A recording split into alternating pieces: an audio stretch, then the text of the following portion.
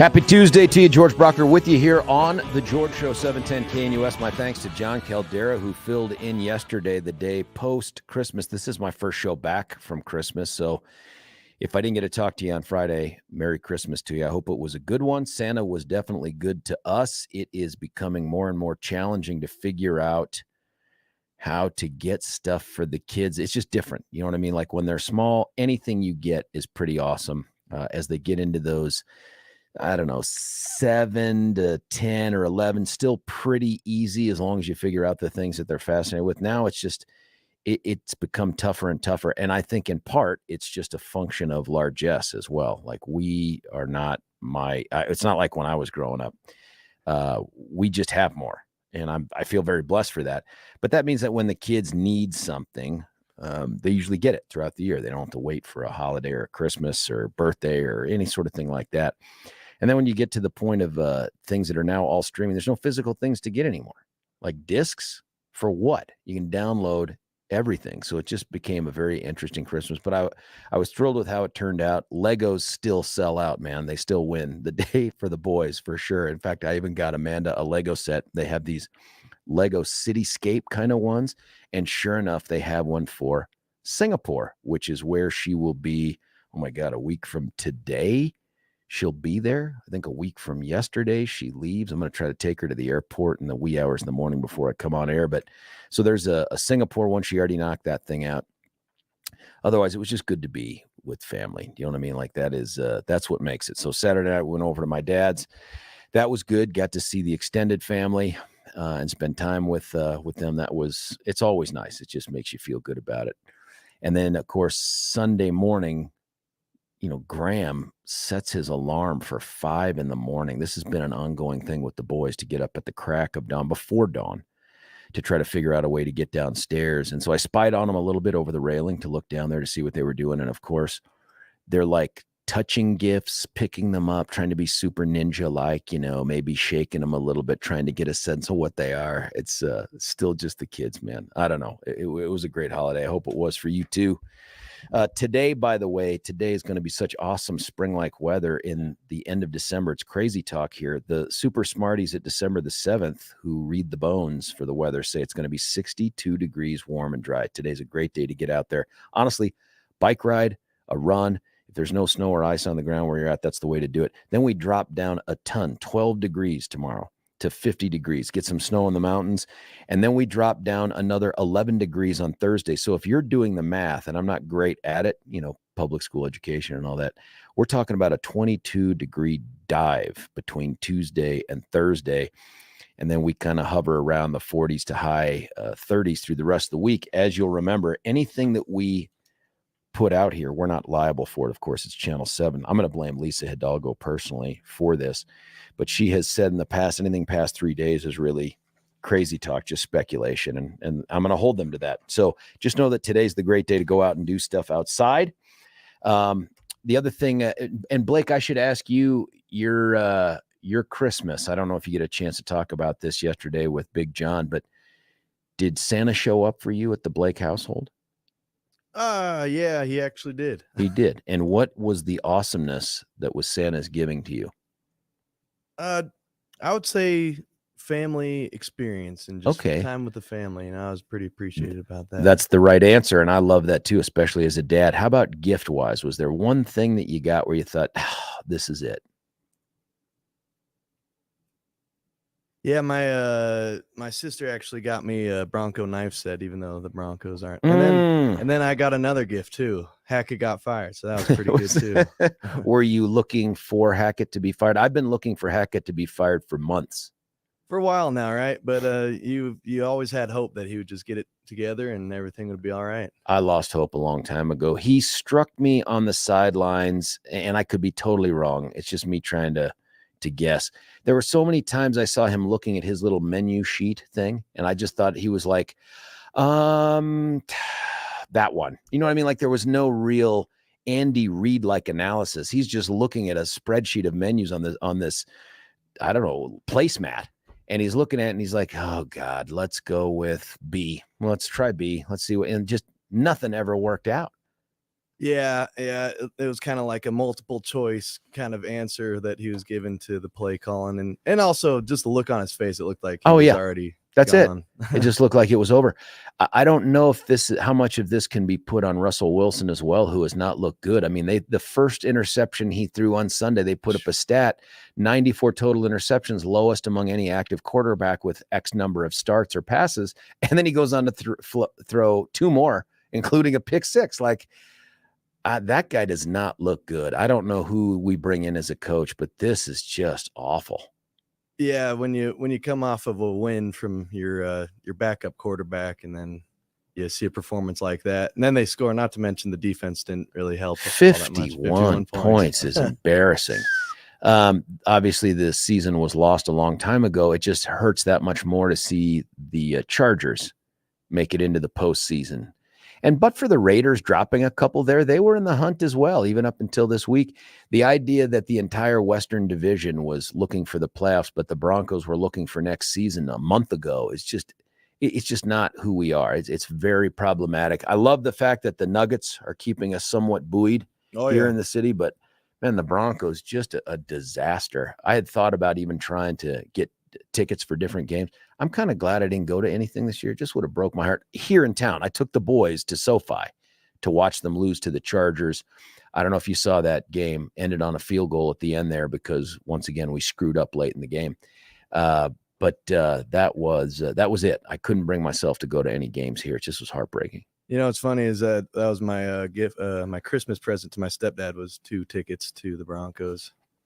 We're getting because you don't like him. Was that it? No, I've never seen they're cheap tickets.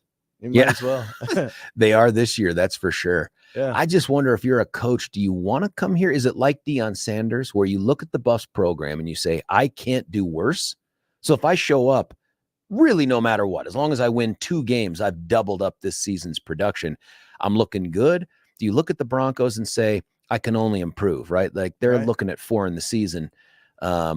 If I get 5 wins, I look like a savior. If I get us even playoff contenders in the 16th week, I look like a superstar. Do you do that, or do you think, God, this is a program in just disrepair? I mean, we saw a good game out of Russ, didn't we? We saw one good game. So, I mean, it's obviously there. But, changes need to be made. If only Deion Sanders was coaching the Broncos, I think that would help out things more so than – I don't know what the answer is, Blake, but we don't have it. I think this is a start, right? Like this is a start. This is like cutting out the tumor in a way, but it doesn't make all the cancer go away. There's got to be something that's done. We'll see how they rally next week if they do. But what a dismal Christmas gift that was. That was actually the firing was the post-Christmas gift right there. Well, I'm glad you got to spend time at home with the family and all that. And Blake, have you had a chance to jibber jabber on the radio much at all? Does anyone ever let you just run your mouth? Not too much. Stefan sometimes lets me talk. And of course the Bloyer effect. I get to speak my 2 cents on there. Oh, that's right. I forgot about our good buddy Casey, who used to sit in the seat right where you do a long time ago before he started getting into booze. And for people that are out there, know it's not because he's an alcoholic. It's because he's part of a super successful I don't know what you'd call it, brewery, restaurant, or whatever they call it. Do you know? I think it's just called brewery. I didn't know they had food there. I thought they had food. Every brewery's got to at least have some kind of bucket of pretzels, don't they, to make you want to drink more beer? Isn't that how it works? Nuts. Pretzels are making me thirsty. There it is. I need more of your beer. But I'm pretty sure, and it's Launchpad Brewery out there. How often do you come in to do the Bloyer thing? Once a week. They're on Sunday nights. And how long is the show? A couple hours. And does Casey have a planned format?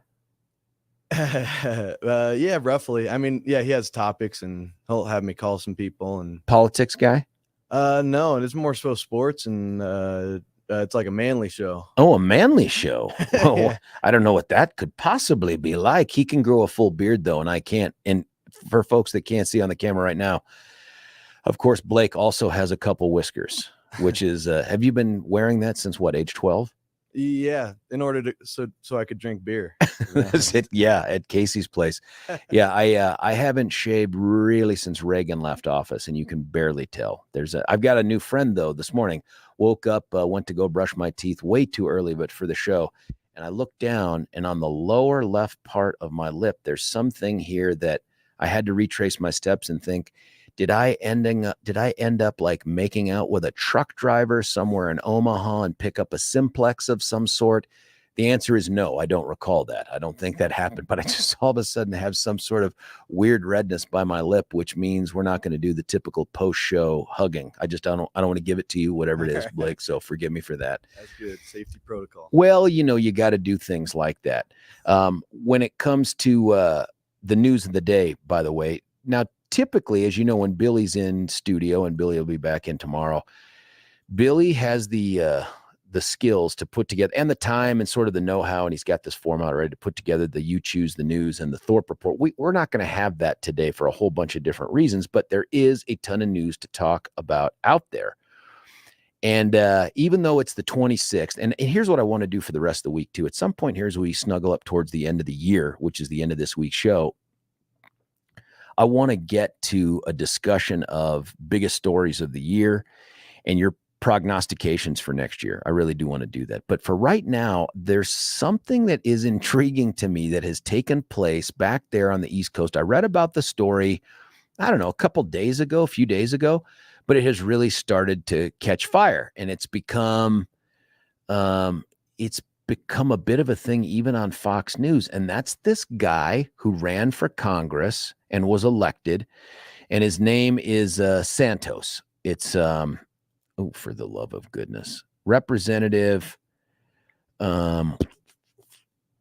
George Santos. Now, George, of course, a strong, manly name for a manly show, but George Santos ran as a Republican out on Long Island, and he won this seat that maybe he shouldn't have won. I don't know. But along the way, there were all these accusations that he had been lying about his background and his resume. And he dodged a lot of the questions that came up. More of them have surfaced since his election. There have been things that the New York Times did like a huge expose on this guy. If you get a chance, spend time Googling this guy and just reading a couple of the articles. The Daily News has some good stuff. The New York Post has some good stuff. And then, of course, you can read the Times if you're inclined to want to do that. I'm not really a Times guy. But take a look at that, because this story is fascinating to me. It is clear to me that this guy is liar, liar, pants on fire. Like for those outlets out there that put like pants on fire scale, this guy's at about 1,000 on a scale of 1 to 10. There is no question that he has, in his terms, embellished his resume. But it's worse than that. I mean, he straight out lied about things. And we'll talk about those as we get into this. But there's some sound that's out there about that this guy has finally come clean. Now, what's interesting about the timing is he finally came clean, of course, after he was elected. He vows that he's still going to get sworn in. He's still going to serve, and he's going to be, folks, this is a guy, you know how you can tell sometimes when someone is not that well educated, but they try to use words that make them seem educated. And if I'd have had the time to go through and clip all these or to let Blake know about them, I would, but I've gone through and I just started keeping track of some of these words. This guy gave an interview on a podcast that is big in New York, and it's on Amazon Music, and it's a guy named John Catsimatidis. If I'm mispronouncing that, and there's a good chance that I am, because I didn't go to Arapahoe High School, apparently, according to some of the textures. John Catsimatidis. This guy has a podcast called Cats at Night. And sure enough, our guy, Representative George Santos, came out and revealed to him, had an interview with him. And it was interesting, too, because this guy, Katz, apparently was much of an apologist during the interview. As I sat and listened to this thing, he would say things like, well, if your opponent thought that there were things out there that the people should have known about, it was their job to go and I'm like, yeah, sort of. Oppo research is a real thing, especially for Congress. But man, you can't just absolve someone of lying. On this, fascinating about this podcast, also a guy that works for WABC, 77 WABC, which is where this podcast thing comes out of. It's off a radio show like this one. Is a guy named Anthony Weiner. You remember Anthony Weiner as a congressman from New York who was incredibly controversial because dude's a short eyes, man. He likes the youngins. He likes the young girls, and ended up losing, I think, his wife over this, which is dreadful and horrible. Uma Habedin, if I'm saying her name right. She was Hillary Clinton's right-hand person. And this dude just apparently loved to get it on with the young ladies, at least over social media or text or something like that. Well, this guy's found himself on WABC. He's in the interview. He jumps in and says, I have a question. Before he asks the question, he says, I just want to let everyone know, I also support you taking your seat, meaning going into Congress, getting sworn in and serving. And so as we get into this topic, there's just a bunch of things that fascinate me about this. One of which is this guy strikes me as pretty dim.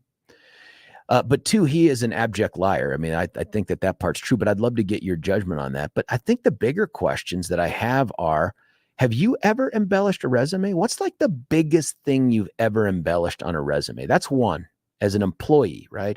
But the bigger one, and as a guy who's been both an employee and employer, if you had an employee lie to you up front about something on their resume, and maybe it matters what it is, right? Maybe they said, hey, I'm a dog person, but they're really a cat person. Maybe you don't care unless you work for a veterinarian. I don't know.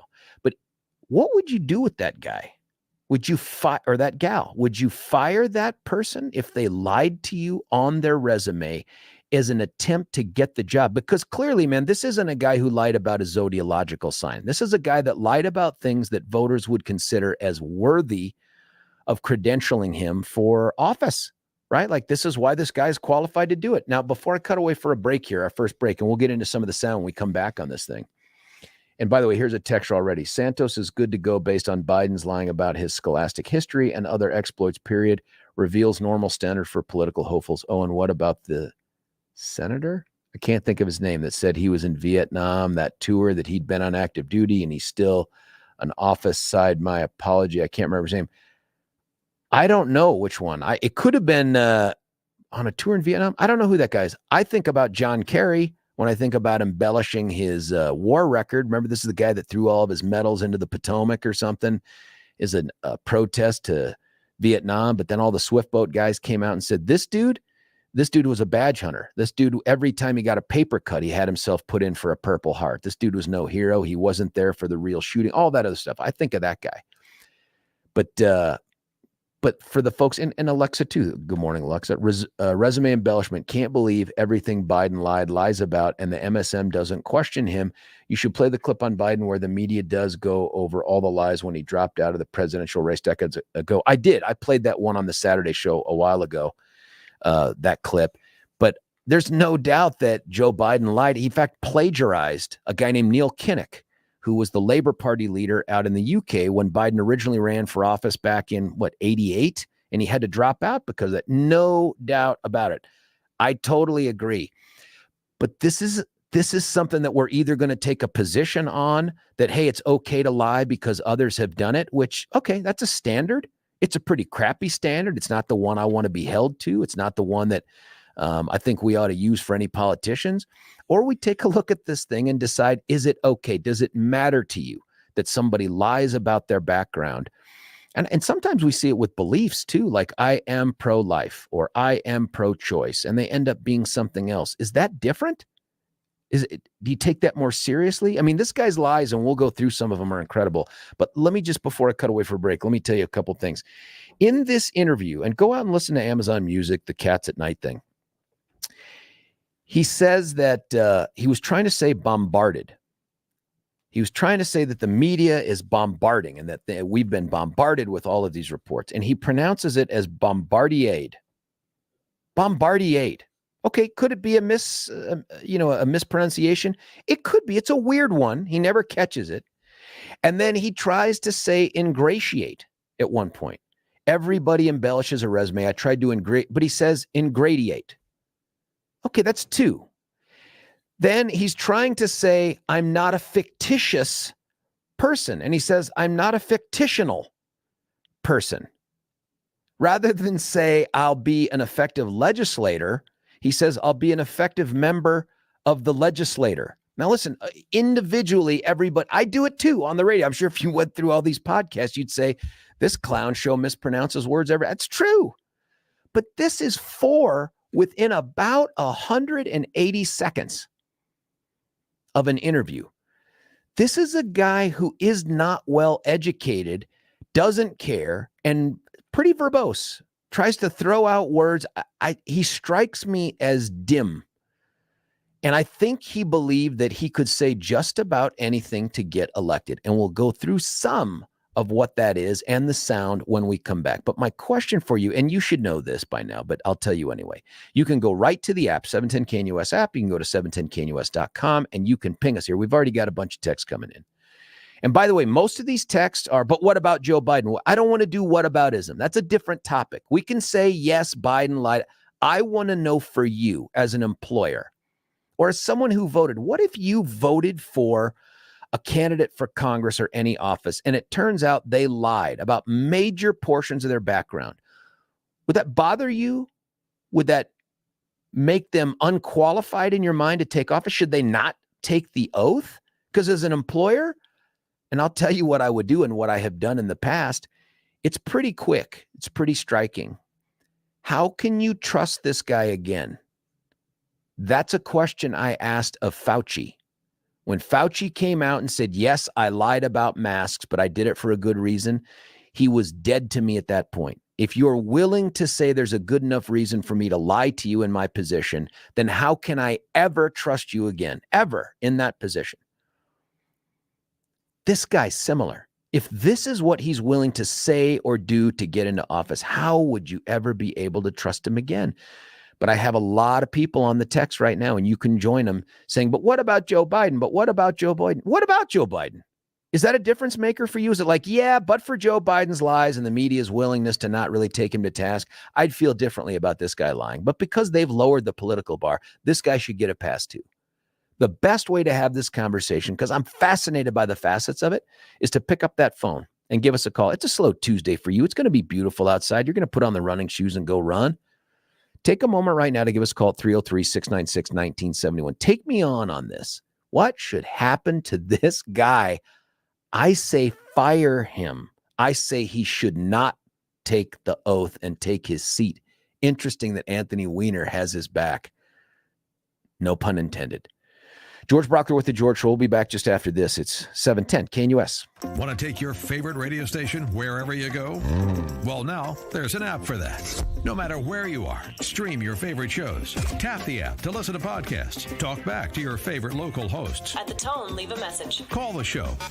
Set your alarm. Enter contests and win prizes. All in the palm of your hand. Available now for iOS and Android devices in the App Store or Google Play. And best of all, it's free. Download today.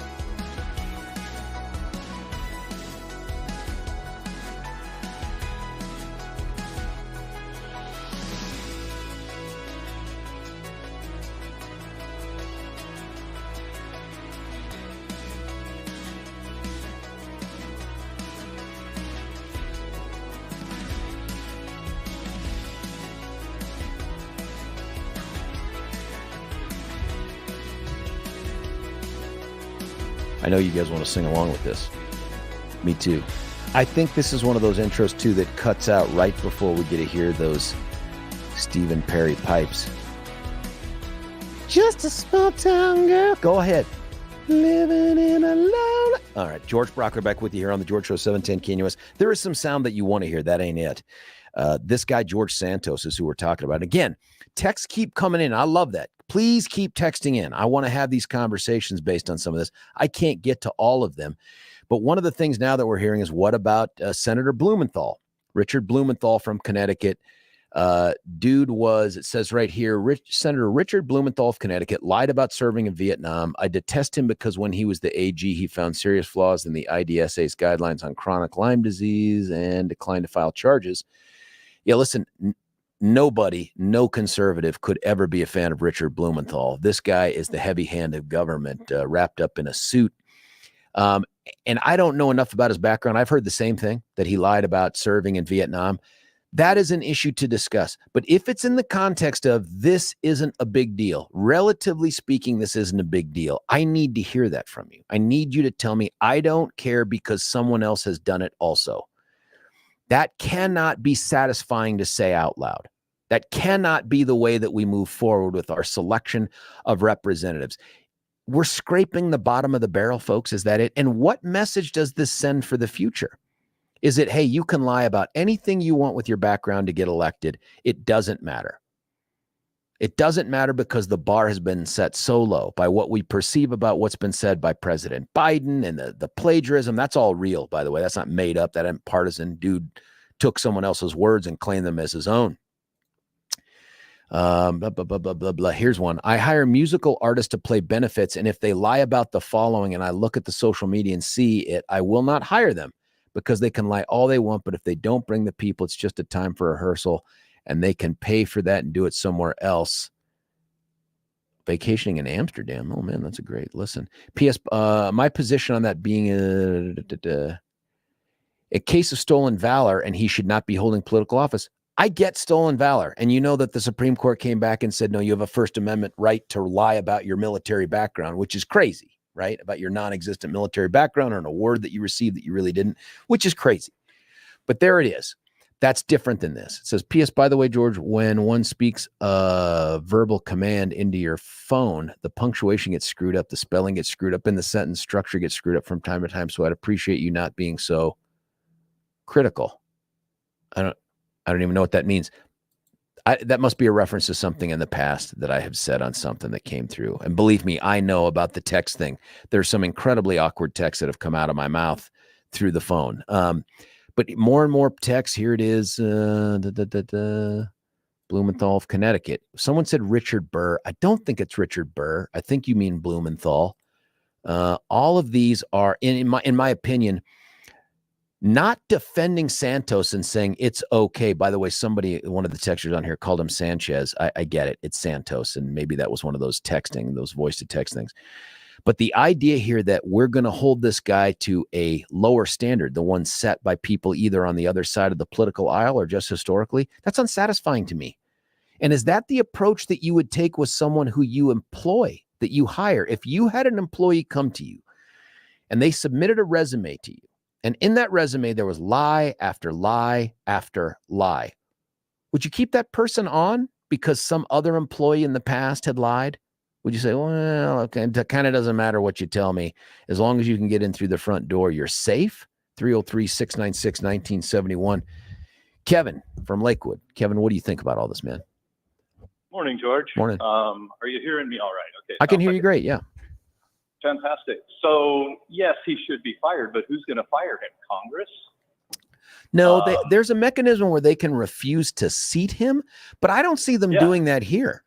I just don't see them doing that. I mean, look, the voters exercised their will on this, and they elected him. And so I don't know, man. Is it impeachment? Is it should the guy out of just decency step down? He's a Republican, right? It matters to the Republican majority. He's a Republican. But Kevin, would you say dude ought to step down? He should not take the seat. I'm of two minds on that. Yeah, yes, tell me. He should, because it's the honorable thing to do. No, he shouldn't, because we need every Republican seat. And the worst Republican is better than the best Democrat. We're comparing this guy to someone who is an illegal immigrant and possibly married her brother to get legalized status. Are you talking about Ilhan Omar or who? Yeah. Yeah.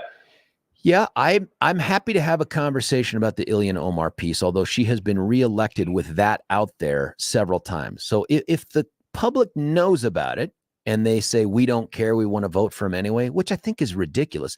I think that's a different thing than this. This is a guy who lied, got elected, and then most of these lies started to surface and become uncovered. That to me is different. But would you say that your standard for an employee is the standard you have for this guy to serve in Congress? I mean, Kevin, I don't know what you do for a living. What's your career field? I've been in sales and wholesale for most of my life. Have you had employees? Have you ever had to supervise, hire, fire, that kind of thing? Yeah, and would I fire them? Maybe, depended on their performance and depended on what the lie was. Well, let's say you won't know till you hire them.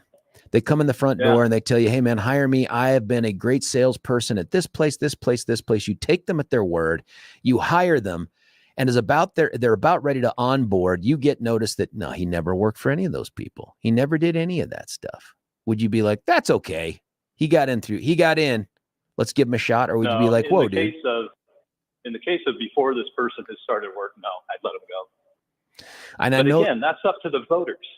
Well, but again, you're right. The process for having this guy removed from office before taking office is ridiculous. I think I don't know what New York's procedure is. I presume it's a recall or something like that. But out of a sense of just straight up, I don't know, a sense of right or wrong, a sense of honor, I think is the way you put it, which I think resonates with me the most. And that is, dude ought to say, I'm sorry, I lied to people to convince them to vote for me. I'm not going to take office. This guy's been defiant. This guy has said, hell no, I'm going, and I'm going to be a great member of the legislature. I don't know, Kevin. Is there honor among thieves? Well, that's the point all these people are making when they're texting in about Blumenthal and Biden. They're saying, who cares, right? If this guy were a Democrat, I think our position here at 710, my position would be the same. But my guess is most of these texters wouldn't be defending the Democrat who lied to get office by saying, yep, it's okay. Blumenthal, Biden. They'd be like, another lying Democrat. He ought to go. He ought not take the oath. But this guy, it's crazy. And I'll play some of the sound. Hey, Kevin, man, Merry Christmas. Happy New Year to you. Thank you for the phone call. Kevin's line is open at 303-696-1971. Let me play you. It's about a 40-second clip from one of the surfacing interviews that have taken place with this George Santos guy, who is the representative-elect from New York. Listen to this. As far as your particular seat here in New York and flipping this from blue to red, how'd you do it? You know what? I kept the campaign about the people. I spoke to the people. The campaign was for the people. While my opponent kept going to rhetoric and partisanship, I just kept talking about bread and butter issues, kitchen table issues, things that keep people up at night, inflation, cost of fuel, the cost of energy, the cost, the inflationary impact on your salary, just, life and crime. Crime was a big issue too. While I spoke about it, they said it was a conspiracy, and here we are. It was a 19-point swing from a Biden plus 10. I won it by 9.5 points. That's a huge win, 9.5 points. But that's not entirely how he won. He also won because he said he graduated from Baruch College and attended NYU. Legit schools. NYU is one of the top, 10 in America. An incredible school. Turns out neither school's ever heard of this guy. He finally admitted, I've never graduated college. Now, just without getting into the other lies and the other question marks, dude has just lied to voters about his educational background. This isn't about serving in Vietnam. I get it. It's not a stolen valor thing. I totally understand, and that one offends me deeply. But dude comes to you as an employee and says, I'd like a job as this. I have these degrees. And you hire them based upon that. Now, I'm not saying guy shows up and says, I would like to be a mechanic, and I have a mechanic certificate, but oh, by the way, I also graduated from Harvard. Turns out the guy didn't graduate from Harvard. Maybe you don't care, because all you care about, dude's a good mechanic, right? This is different than that. This is a guy running for Congress who lied to the public about his educational background. Does that matter? Does the educational background matter in running for Congress? Because it mattered enough to him that he made some stuff up about it. Now, he goes on to this Cats at Night podcast, and I wish I had these clips ready to play for you. It says things like, everybody's embellished their resume before. I haven't. I mean, I may use words to describe some of the things that I've done in ways that make it sound super strong, but I've never made up something that I've done. I've never made up a school that I attended. In fact, I'm more likely to omit things that I've done from the resume than anything else. Like, for instance, legal analyst for 9 News. I would strike that from the resume because it's irrelevant, right? It was a 1-year gig and completely unsatisfying. And it's not something that I would brag about. But this guy's the opposite. This guy's adding things to it. Does it matter? Would you fire this guy if you had an employee that lied about their educational background? Would that be enough? Should this guy, based off that alone, have the decency, have the honor, as Kevin from Lakewood said, to not take the office? Dude never graduated from any college or university. Here's another one. On the campaign trail, guy claimed he'd been employed by Citigroup and Goldman Sachs. Never happened. Never, ever employed by them. Never. And now his twist is, well, listen, and this is crazy on this podcast to hear him say this. I never worked for them, but I worked for a company that dealt with them. So yes, on my resume, whether it's for, by, or with, let that be a lesson to those out there. What? Let what be a lesson? That your deliberately chosen, deliberately misleading word would be taken at face value instead of using some other word? That's crazy. This is his quote to this Katzimatidis, who's some billionaire in New York. The way it's stated on the resume, I've worked for, not on or at or in. I understand that, and let that be a lesson learned for everybody. The only lesson I'm learning here, man, is you are a liar, and you are willing to mislead voters to get them. Should it matter? Someone here puts a texter, multiple lies, not just one or a misstatement. I just read some of the quotes. Holy Fibmeister, Batman. That is true. This guy's out there blaming the elitist media for what has happened to him in terms of the negative backlash. Here's his quote. I'm not going to make excuses for this, which, by the way, the entire interview is making excuses for this. But a lot of people overstate in their resumes or twist a little bit, and he didn't say ingratiate themselves. That is not what he said. This quote is wrong. I listened to it. It's ingratiate themselves. I'm not saying I'm guilty of that. I'm just saying I did so much good work in my career. What? How about this one? And I got more. When we cut away for a break, we'll come back. How about this one? He also said during his campaign that 4 of his employees died at the June 2016 Pulse nightclub shooting. OMG. That's big, right? Like, this is this guy's hook into this horribly violent national crime. I had 4 employees die. That's devastating.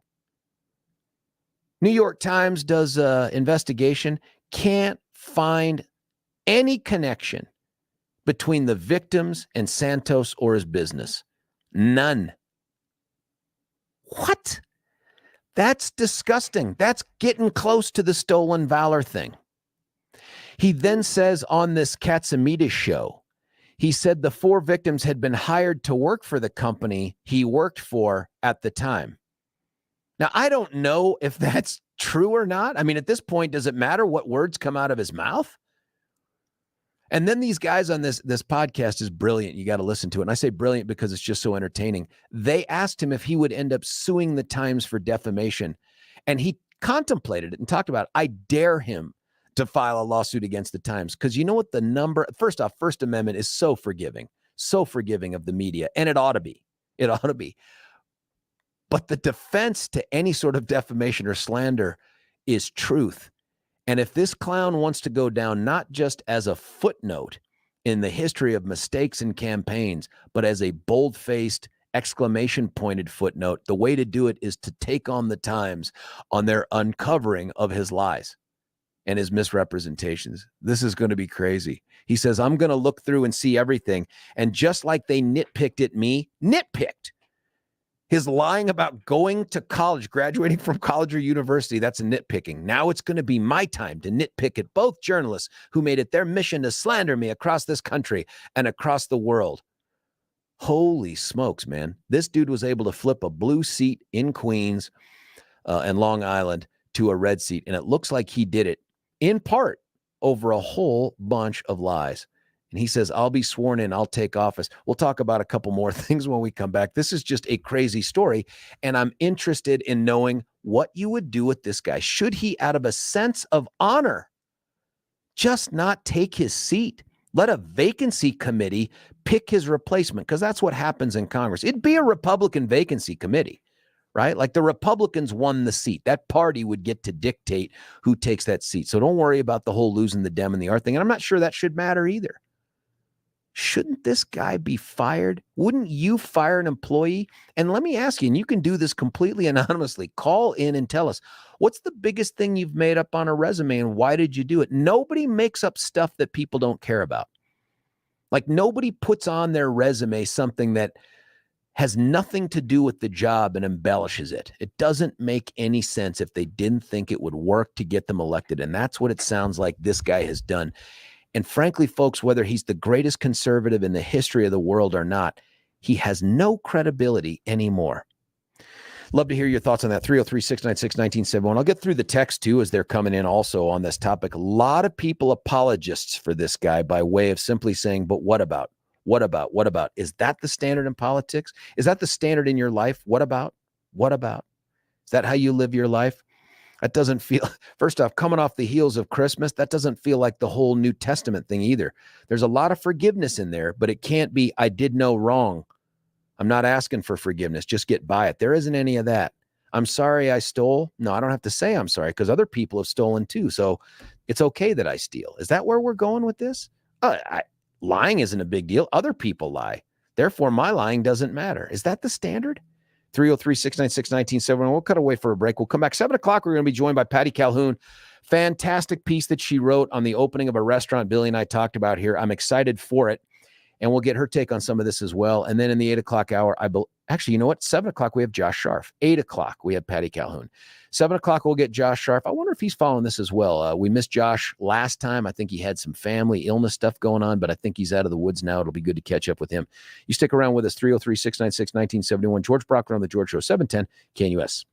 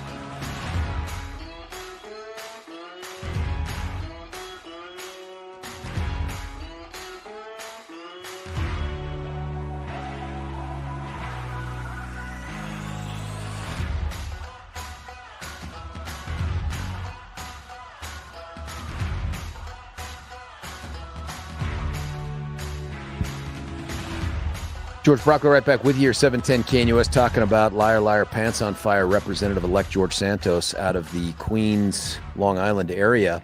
Here's another one as we add to this list. He claimed that his mother was Jewish and his grandparents escaped the Nazis during World War II. He now says that he is clearly Catholic, but he claimed that his grandmother told stories about being Jewish and later converting to Catholicism. This is a quote from him. "I never claimed to be Jewish," Santos said. "I'm Catholic. Because I learned my maternal family had a Jewish background, I said I was Jew-ish, like hyphen-ish." Are you kidding me? I mean, this dude is a brazen BSer. And frankly, probably cut out to serve in Congress the way it's at right now. But give me a break, man. I never said I was Jewish. I said I was Jew-ish. That's totally different. Unbelievable. He also is a happily married gay man who had omitted from any sort of a description. And maybe this is a different topic, but dude had been married to a woman for 5 years before he got into politics. From 2012 to 2017, he was a happily married straight man to a woman who he divorced, and then he jumped into a race for Congress that he lost in 2020. But now, and again, I'm not saying the dude can't be gay. I don't think you can fake that sort of thing when you go. I'm just saying this dude's entire background has a giant question mark over it. Like, what can you believe about him? He says, "Nope, I'm staying in, man. I'm not getting out. I'm going to be great. I'm going to be fantastic." He also finally acknowledged a lot of things that came out in the campaign, that he was a deadbeat tenant in Queens. He was ordered by a court to pay $12,000 to a former landlord for non-payment. None of that stuff was stuff he acknowledged. He actually denied much of this stuff during the campaign. Just craziness. Would you keep this guy in office? Shouldn't he just be, out of a sense of honor, shouldn't he just step down? I don't know. Listen, when we come back, we're going to be joined by Josh Sharf. I am thrilled to be having him back on and then at 8 o'clock, we'll have Patty Calhoun, and we'll continue to have our conversation with you at 303-696-1971. George Brauchler, George Show, 710 KNUS.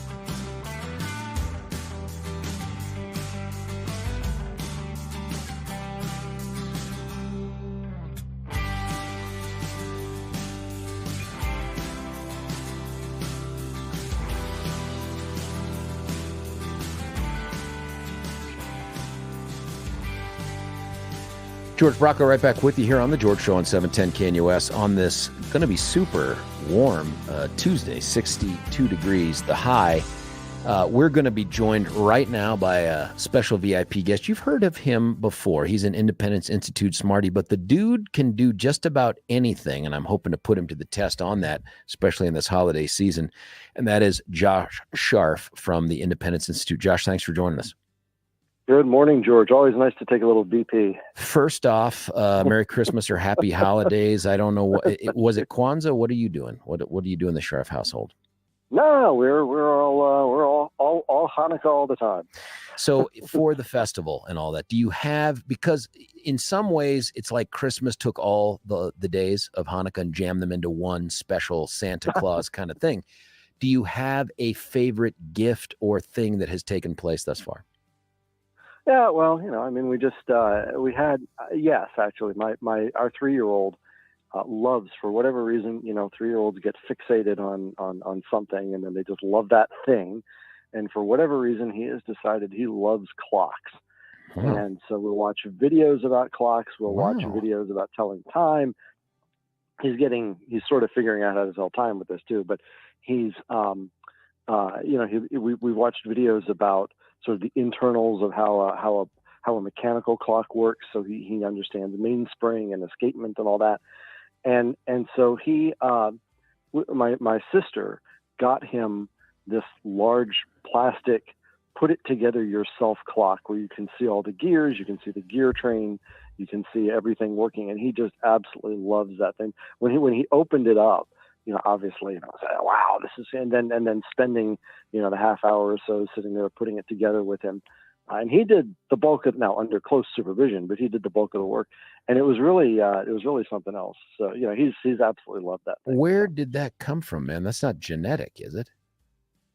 Who knows where kids get this, the idea that this is the same, but he absolutely loves clocks. I have no idea where he got it. And how old is he? He's 3. Boy, that's fascinating, man. So like the big grandfather clock that you guys have in the house, dude just sits in front of that. We wish we had. I got myself into trouble. I promised him when he graduates college, I'll get him a grandfather clock if he wants it. Oh, so that's nice. Hopefully he will have forgotten. How about cuckoo clocks? Yeah. Have you introduced him to that? Yeah, he actually he has one in his room. Now we don't leave it on at night, but yeah, he has one in his room. That's wicked smart to not leave that on at night. Josh, a couple things. One, I do want to ask you about Ukraine. You seem to have a particular insight into that. We didn't know that when we first started talking about it a while ago, but I want to ask you about that. But before we do, I was talking in the first hour with a ton of texters, and we had a caller on this about this George Santos guy. He's the representative elect out of Queens, Long Island, who, as it turns out, post-election is now on an admission tour or a confession tour, saying things like, yeah, I know I said I went to Baruch College and NYU. It turns out I never graduated from any college at all, but that's just an embellishment. Oh, the things we say when we're young, stuff like that. What's your take on all that? Yeah, he's kind of turning into the Rosie Ruiz of New York politics, isn't he? For those of you, he is. Those of you long in the memory, listen, I mean, what's to say? I mean, people get, politicians make stuff up. They sort of sometimes will truly, just embellish a little bit about what people do that. This, however, goes well beyond that. I mean, I think it's pretty clear this is, the things we say when we're young. That's fine, but he's running for. He knows better, and he. This is not, this is not kosher, as they say. And listen, I mean, he got elected. I'm not sure you resign and then have a special election or something. I think you tough it out, and then people they'll throw him out in the next election if they don't like what he's doing. Yeah, I'm not even sure what the vehicle is to remove him if he wouldn't go on his own. I don't know if there's. Impeachment seems like that couldn't be it because he didn't do it in office.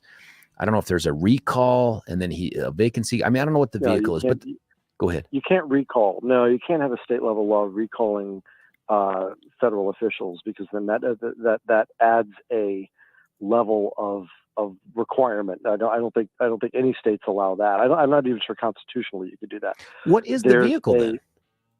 Well, the next election, I guess. I mean, enough pressure, to.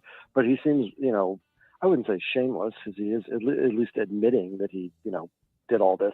But he seems, like he's pretty set on toughing it out. And I listen. I mean, this is well, like I said, this is well beyond the sort of youthful indiscretion. I do think it's, listen, he took the master class from Senator Blumenthal. What can I say? That's what a lot of the texters were saying. It was almost this whataboutism thing. And again, the stolen valor piece bothers me more than probably anything else this guy has done. But still, here's another one. Well, no, it's bad. Guy says, I mean, I don't mean to, obviously we don't want to go all whataboutism. This is a bad deal. The guy lied about what he was, and he used that to get elected.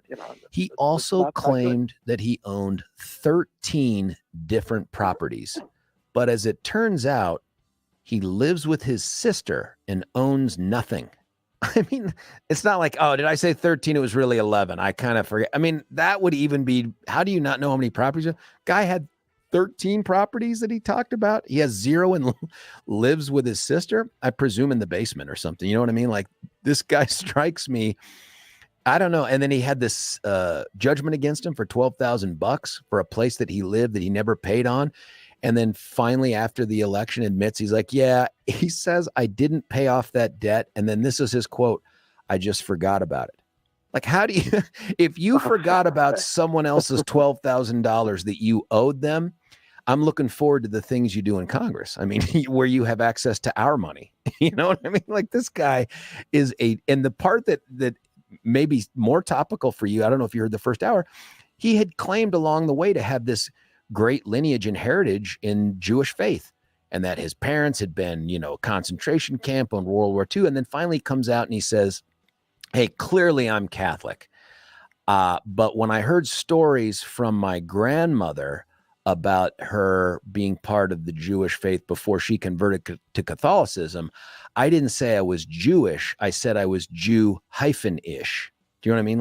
Like tallish or something. And I thought, yeah, what in the world, dude? Come on. I mean, we've had, we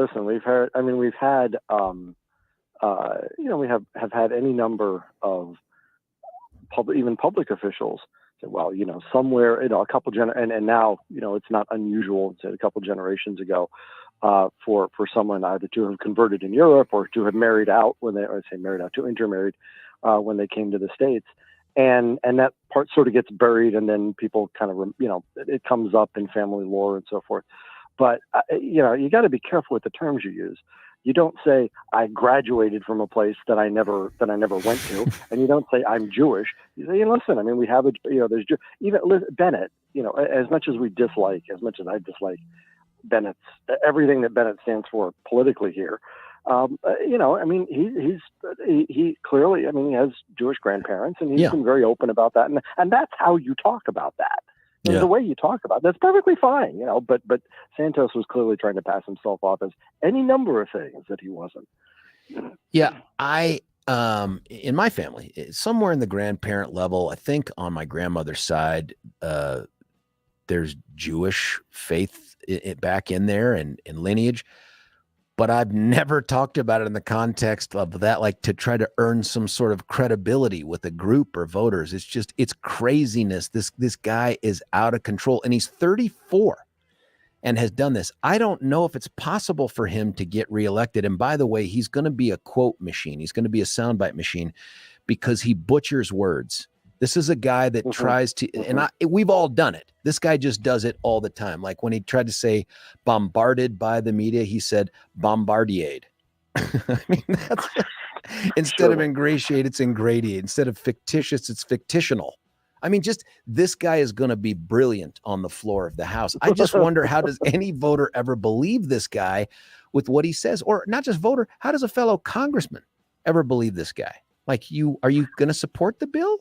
Yes, of course. I mean, I don't know, man. It's just interesting. And you've seen enough politics that maybe there's no answer here. Maybe no matter what you do to get elected, once you're elected, the only way to remove you is through the polls 2 years from now. But that just seems like, I don't know. There's got to be another vehicle for it. But I guess we're not going to figure that out here. Can we please talk about Ukraine? What in the world are we to expect for 2023 as we look at what's going on right now? Every day I see more stories about how Putin is weakened and his inner circle is pulling in, and there seems to be more and more Russian deaths, drone deaths, all this other stuff. What's going on there, and what should we expect? So the political side of it is almost impossible to truly know what's going on. There are to the degree that Putin is weakened, it's not weakened because he went in, it's weakened because it doesn't appear to be winning the way that was promised. So if you look at like the Russian mill bloggers, if you look at the opposition such as there is permitted to be, yes, there is anti-war opposition, but sort of politically within the structure of the Duma, for instance, most of the opposition is coming from the right. I said, well, why have things gone badly, and what do we need to do to win? Russia, in many ways, really does see this as an existential struggle. That without Ukraine, without something along the Black Sea like that, they really do cease to be a European power. They've been pushed out of the Soviet Union, of course, when it disintegrated, left all these the countries in Eastern Europe behind, and those are almost all NATO countries now, and so there's a sense that this has been a devastating period of time, and so listen, I mean, I'm not making excuses for obviously for the invasion, but politically it's really hard to know what's going on inside and what the resolution there would be. That said, listen, we need to understand that from our point of view, ammunition is not, inexhaustible. We need to produce more of that. The longer this goes on, it becomes expensive for us as well, and so we need to be able to keep this up in the face of what appears to be a fairly determined, a fairly determined Russian opposition. When you look at what's going on in Ukraine, my thought was, at least when this started way back, 9 months ago, 10, whenever it was, that this would be the kind of thing that would give China pause in its flirtations with Taiwan. And yet we have just seen, as of yesterday, like an increasingly provocative flirtation by China. I don't know how else to use the term. I mean, very aggressive. They've got 71 planes and ships and all these other things that are had out there. Taiwan's freaking out, demanding that Congress accelerate the timetable for arming them and all this other stuff. What's going on there? Are those two related? Is what's going on in Ukraine having any impact on China, or is this more connected to Pelosi's sort of surprise aha trip out there? What's going on? Oh, no, I wouldn't put, I think China is at least I expect that Pelosi's trip was what it was, but the issue with Ukraine probably has more, or what's going on in Ukraine probably has more effect on this. They also may see themselves as having a limited window, that the U.S. right now, obviously we're preoccupied more militarily in Europe, and we've had some real issues we should not underplay. Real issues that we've had with the Pacific Fleet. There was a moment, and I want to say it was, it's hard to remember now. Within the last few years, where we had no active carriers in the Western Pacific, and that was because we either had a fire on one, we had another one we had to bring back because of COVID, and so there have been maintenance issues. There are again ammunition issues. There's a sense that bases out there are vulnerable to missiles. What you could see from China, and this is obviously not a prediction, but one of the things that they could do would be they did these exercises earlier, and they went for a period of time. They kind of surrounded Taiwan, and then they backed off. You could see a situation where they announce that and then just don't leave. And in effect create a blockade and dare us to break it. Wouldn't we have to? So I think you have to. Yeah, I think you have to. I think you have to. I mean, I think as a great power, if nothing, first of all, I mean, that seems like a huge risk, Josh. China says we're it is. putting a line of ships here. I mean, this is Cuba Missile Crisis kind of stuff where we're putting a line of ships out here. We are obligated not only for our own interests, but the interests of our partners and allies in the area. We would have to run that blockade. You cannot be a great power and just abandon allies. You cannot, if nothing else, at the bare minimum, leave aside the true policy significance. Leave aside the actual geopolitical consequences of abandoning Taiwan, which are great and severe. You simply cannot be a great power and just abandon allies like that. Well, my worry here is that you're painting a scenario where China has to have game played this too. They're not stupid. They may make mistakes. We do too, but they're not stupid. They don't think ahead. It's not that they don't think ahead. Clearly, they're looking at this and they would see the same thing that you and I just talked about. If we do this, you've got to dare Biden to blink. Because if he doesn't blink, then what? Then you're crushed, right? If they run your blockade and there are no consequences, now what happens to China in world standing? I have always seen their approach to Taiwan as one where they're still in it for the long haul. Like they do not want to take it by force. They want it over time to be a product of Taiwan sort of giving in for whatever reason, love, fealty or animosity or fear or whatever. They don't care. They want Taiwan back in the fold. And I don't think they want to take it by force because they know what that would mean. Well, no, I think that's right. And you sort of wonder then if some of this is not just brinkmanship. I will tell you, and I mentioned this before, I know we discussed this sometime, I don't know, a few months ago, 6-8 months ago. Our ability to project force is, of course, still great. Our ability to wage an ongoing war in the Western Pacific against an increasingly effective area Chinese fleet. Again, they don't really have a blue water navy that can go out to, but they don't need to for this kind of a thing. Yeah. Our ability to take that on is a lot more limited than people realize now, and it's a lot more limited than it was even five years ago. Well, we've seen an increase, at least in the National Defense Authorization Act that's coming out of Congress, along with a jillion other dollars we're throwing at everything. Is there anything in that NDAA that you look at and say, hey, this is a step in the right direction when it comes to that weakness in the Navy?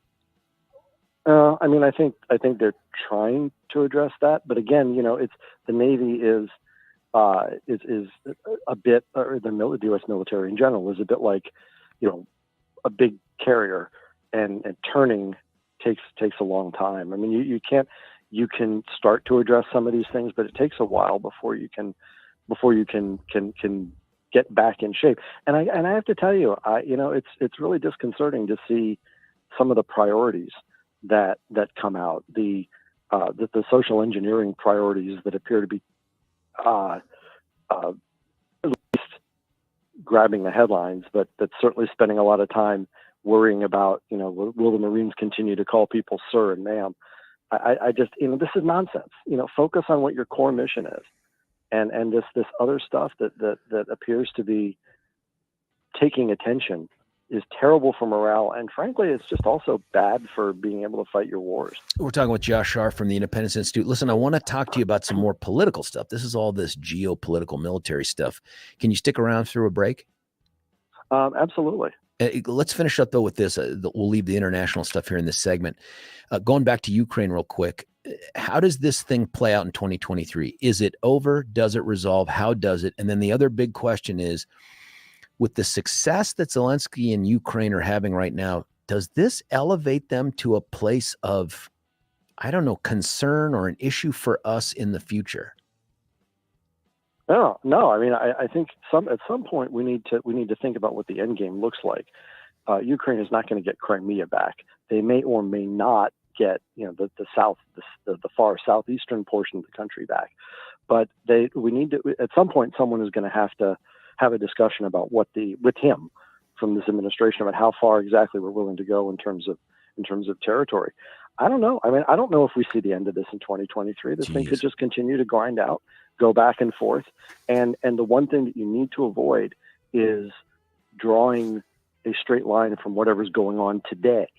So, Ukraine was winning, but then if you look at how much they actually took back, it's significant, but they're still, have territory that they've lost since the beginning of the year. You need to not extrapolate from what's happening today in a straight line. But this could go on for a while. That's a concern. The way it's going right now, I don't know how you project out the end. Is Putin still in power when this thing resolves? Or is that really just tied to whether or not the tides turn and Russia gets back on top of this? Yeah, no, that's a good question too, because what he's been struggling to do is reconcile the needs of the regime, which is for him to stay in power, with the needs of the country. And so far, and there was a drift away from those things where it's still not entirely clear that they're reconciled. It may be at some point that enough oligarchs or enough sort of powers that be get tired of this and want a way out. But he himself does not appear to want a way out except by winning. None of his peace talk proposals have been serious. At least in terms of what. Well, and he denied making an overture on Christmas, which had been widely reported. He denies making any sort of an overture. I'm talking about previously, he's certainly talked about wanting talks. They floated that out there, but it's been on terms that we couldn't possibly accept.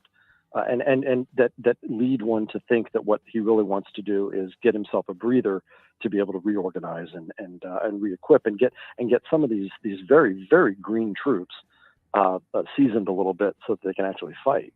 That's a real problem with Russian manpower right now. Yeah, who wants to join that team? That's like asking someone if they want to be traded to the Broncos right now. Like who would want to join that bloodletting right there? Ouch. Yeah. Ouch. Hey, Josh Sharf with the Independence Institute. Thanks for sticking around. I want to talk to you about some political stuff at the national, maybe even the local level as well when we come back. It's George Brauchler on The George Show. You're listening to 710 KNUS. Want to take your favorite radio station wherever you go? Well, now there's an app for that. No matter where you are, stream your favorite shows. Tap the app to listen to podcasts. Talk back to your favorite local hosts. At the tone, leave a message. Call the show. Set your alarm. Enter contests and win prizes. All in the palm of your hand. Available now for iOS and Android devices in the App Store or Google Play. And best of all, it's free. Download today.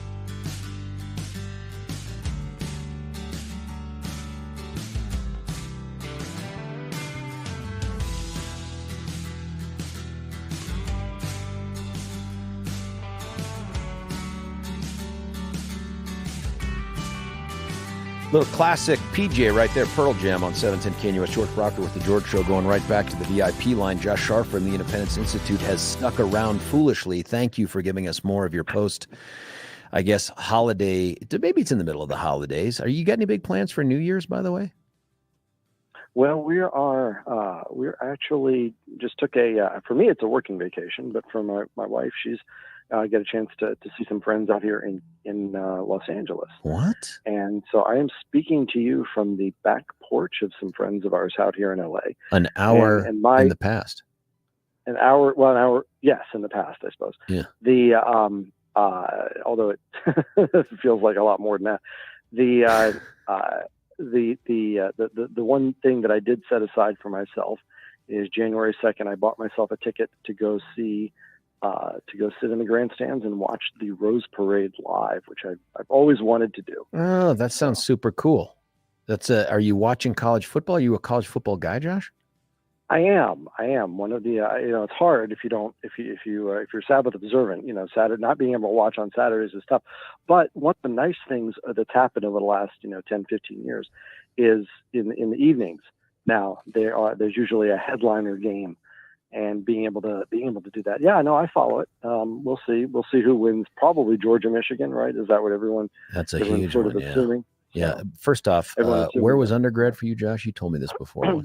UVA, which University of Virginia, so thank goodness for basketball season. Yeah. I mean, listen, they're not historically awful all the time. I think Howie Long's kid played there too. I mean, they're one of those schools that's in that Ivy League-ish bracket where they could produce a great team. And you're right, basketball's more their thing, but they just haven't. No, well, there was for many years, the coach there was George Welsh, and he coached at the Naval Academy. That was really where he made his name. And then he went to Virginia and did extremely well there. The team went to a number of bowl games, and they went to their first bowl game ever when I was in school there in the 80s. And it was, he brought a sense that the team could compete, but historically it just has not been a football school. I want to get into some politics with you, but a little economy too. You can hit from all parts of the plate and hit to all parts of the field. So I'm just throwing things at you, man. If you don't feel like you want to opine on it, just let me know. It's not a big deal. I'll call you out later when you're off the air. Can we talk a little economy here? There are now a bunch of economists, and I just saw a poll on this. I don't know how you poll economists, but now 70% feel like we're going to slip into the big R in 2023. Where are you on that? Yeah, I talked with a friend of mine who used to work with the Fed, one of the Fed regional offices, and he follows the financial part of the monetary part of this pretty closely. His feeling is that what happened, this is all still sort of COVID blowback. And so what happened is we sort of spewed all this money out during COVID, and most people didn't spend it. Most people saved most of which was a perfectly rational decision. Yep. And they saved what they could get their hands on, put that away. And so what you're starting to see now is people spend that down. And so if you look at the rate of people spending that down, then you sort of pick a date, when you think that's going to end, and you sort of say, okay, well now that's probably as good a time as any to figure when we're going to hit a recession. So and one of the I would note sort of in passing that a large number of the people who are doing this are people who are still part of what for a while we were calling the Great Resignation. And so where did all these workers go? Right. Well, a lot of them just decided that, and a number of them appear to have decided that having gotten a taste of not working, they kind of like that. It is pretty sweet. Well, what's going to happen, of course, is that they're going to we'll run out of money right around the time we hit a recession, that they're going to need those jobs. So that's not interesting. Going to be a whole lot of fun. So now what? Let's play that out. What happens then? Well, I don't know. That's a problem. I mean, right? We have the Fed has already. No, I'm serious. I don't mean to. I know. I don't mean to trivialize it. It's a real problem because the Fed is determined, and I think rightly so. I think Powell, for all of his, has admitted that the Fed made mistakes in keeping rates too low for too long, and in buying up all this debt during COVID, and now has got to do something. And so he's trying to be sort of his own Paul Volcker to his own Arthur Burns, but to raise rates to the point where we do sort of wring inflation out of the monetary part of it, they seem committed to that. So, while people sort of talking about a soft landing, that implies that the Fed is willing to back off on the inflationary part of this. And I'm not entirely sure they are. Janet Yellen is another story. I don't give her nearly as much credit as I do Powell. Yeah. Powell, I think, is actually making reasonable decisions, and ones that will have, without question, a certain amount of short-term. Listen, right now, I mean, I work for a company that's in the mortgage industry, and this is no fun. But you simply cannot maintain zero interest rates forever. No, You just can't. I wish, by the way, at least for a little bit longer. But yeah, I get it. I understand that you can't do that. Another question. Next week, I think we're going to get some sense. I think it's the Friday, whenever Congress is going to get sworn in, we're going to get a real sense of whether Kevin McCarthy has put together a winning coalition to become the next Speaker of the House. What do you think? And if your answer is no, I think he's going to get it, it's just going to be a little bloody getting there, then the next question doesn't matter. But if not him, who? No, I think I do think that's right. I think he will get there, because I don't know that there's a who else. I mean, it's not going to be Biggs out of Arizona. I don't know. I don't know that there's anybody else. I don't know that there's a number 3, or number 2 right now, I guess, that people have really been talking about, who's got who people look to as the ability to do it. Listen, as much as we dislike the job that Paul Ryan did as Speaker, and I think he did a fairly poor job as Speaker, the reason that he was Speaker in the first place was because people from all parts of the coalition looked at it and said, well, here's a guy who we can work with. He ultimately was not able to hold that together, but that's the reason he was in that spot in the first place. McCarthy, listen, I mean, if Republicans want to actually do anything, they actually want to be able to block anything, they need to have those committee chairmanships. People know what's at stake. They simply cannot turn around and let this thing, go on forever, and then put the party leadership in a position of depending on Democrat votes to get anything done. Matt Getz has said, hey, how about Jim Jordan? Please, Jim Jordan. Now, I've heard previously Jim Jordan say, no, I'm backing McCarthy. I'm not interested in running. Anything about that change in your mind? Well, look, I mean, he may feel that the time just isn't right. And listen, who wants the headache of I know. trying to hold this caucus together? It's a sweet title, with a you know what I 10-vote mean, majority. to go into the history books, but why in the world would you want to go through that?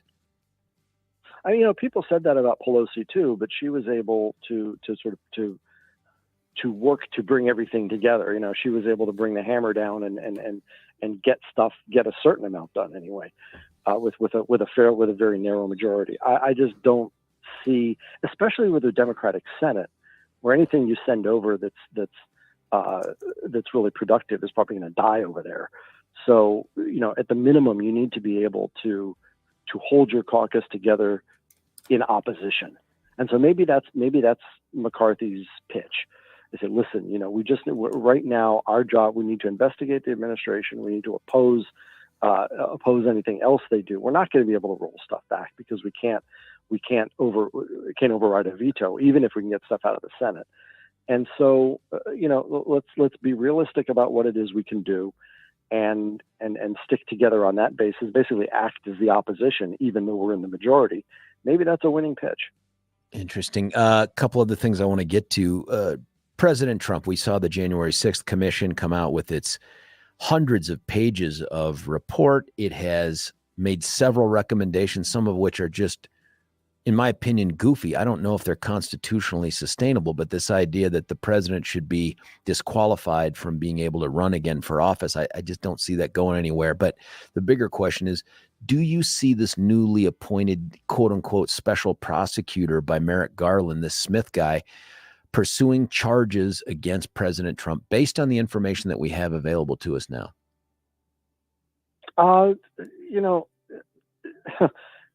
In as much as this whole thing is political, rather than truly criminal to begin with. And that isn't to say that there weren't crimes that were committed. That isn't to say that there weren't people who did things on January 6th. There were people who went into the Capitol, people who did that. That isn't to say that stuff didn't happen. But the overriding direction of the committee has clearly been political and not criminal. And what we've seen in essence is a grand jury report, right? Because there was no real opposition on that committee. So what we've seen in essence is the prosecutor's report. You know how this works. Yeah. And we haven't seen and the testimony behind the scenes that might be deleterious to this case didn't get released, and those questions were certainly not asked in public committee sessions because there was nobody there to ask them. So does it continue? I think it will continue as long as the administration thinks that there's a political advantage to it. Another quick question for you too. It seems like President Trump announces, "Hey, I'm running for re-election." There was minimal fanfare. It was done at Mar-a-Lago, and of course, handpicked people that were sent there, and there was a lot of enthusiasm, at least in that crowd. But since then, it's kind of been crickets, right? Like, this guy isn't barnstorming America. I wondered why you think that is. And two, given the polls that have come out and all this other stuff, whether it's Pence or DeSantis or any of these other folks, how is this thing going to resolve next year? And resolve may be too strong. How's it going to progress next year? Yeah, I mean, I think we will see. I don't think Trump is just going to give up. He obviously announced for a reason. He wants to. I think he does want to win. I think he thinks he can win. Do you think he did it though too for the criminal thing, like to make it look like, oh my gosh, the current president is coming after the former president, current guy running against him? Do you think he was trying to push back on that? Oh yeah, absolutely. And I think there's and was he trying to give himself some breathing room, sort of personally, in terms of the criminal stuff?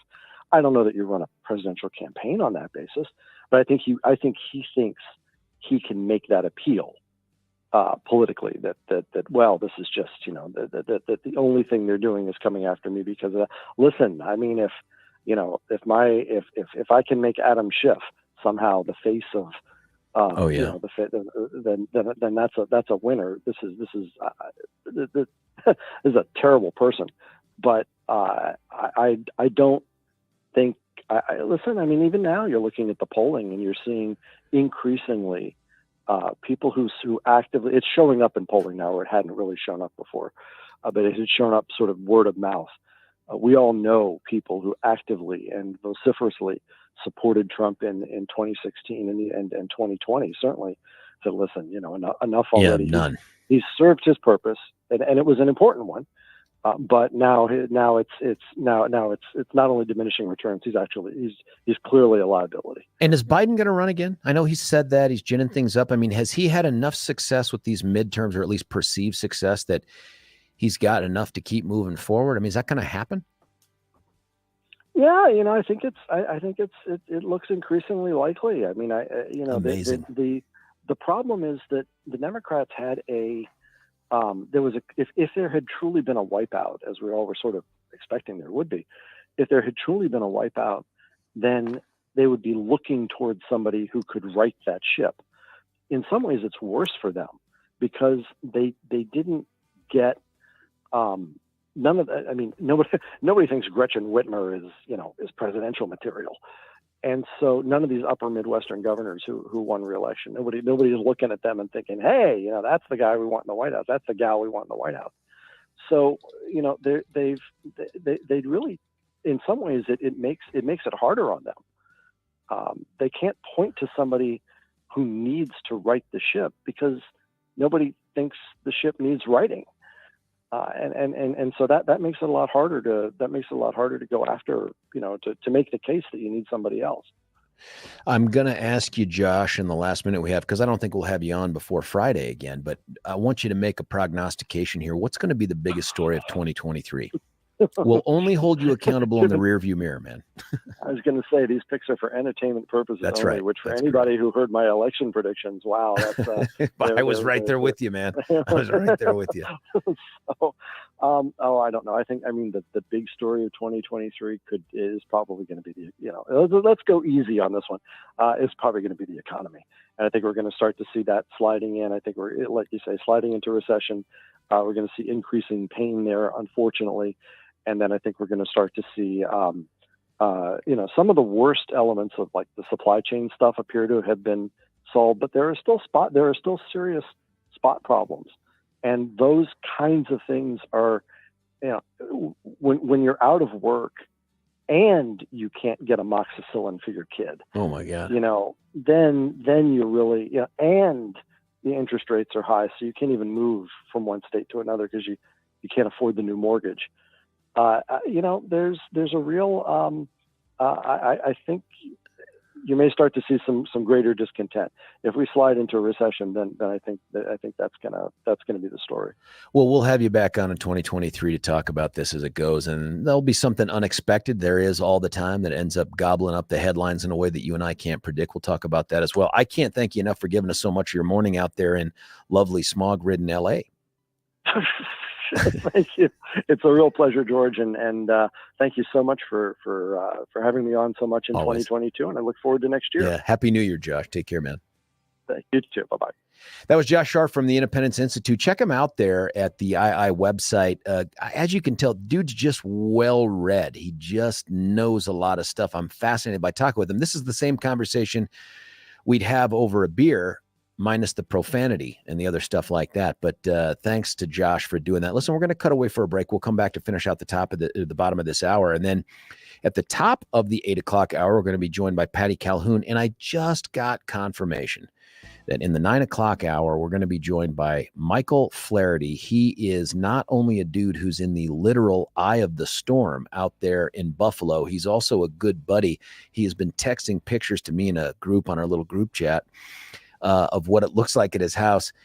It's crazy, folks. It's the kind of thing, if you grew up in Colorado, you're like, I've seen this before. But if you look at the numbers and you look at how it's impacting Buffalo, it is historic. And we're going to he's embedded. We're going to call him embedded in the Buffalo blizzard of 2022. We'll get an eyewitness interview with him in the 9 o'clock hour. Stick around. It's George Brauchler on The George Show, 710 KNUS. Want to take your favorite radio station wherever you go? Well, now there's an app for that. No matter where you are, stream your favorite shows. Tap the app to listen to podcasts. Talk back to your favorite local hosts. At the tone, leave a message. Call the show. Set your alarm. Enter contests and win prizes, all in the palm of your hand. Available now for iOS and Android devices in the App Store or Google Play. And best of all, it's free. Download today.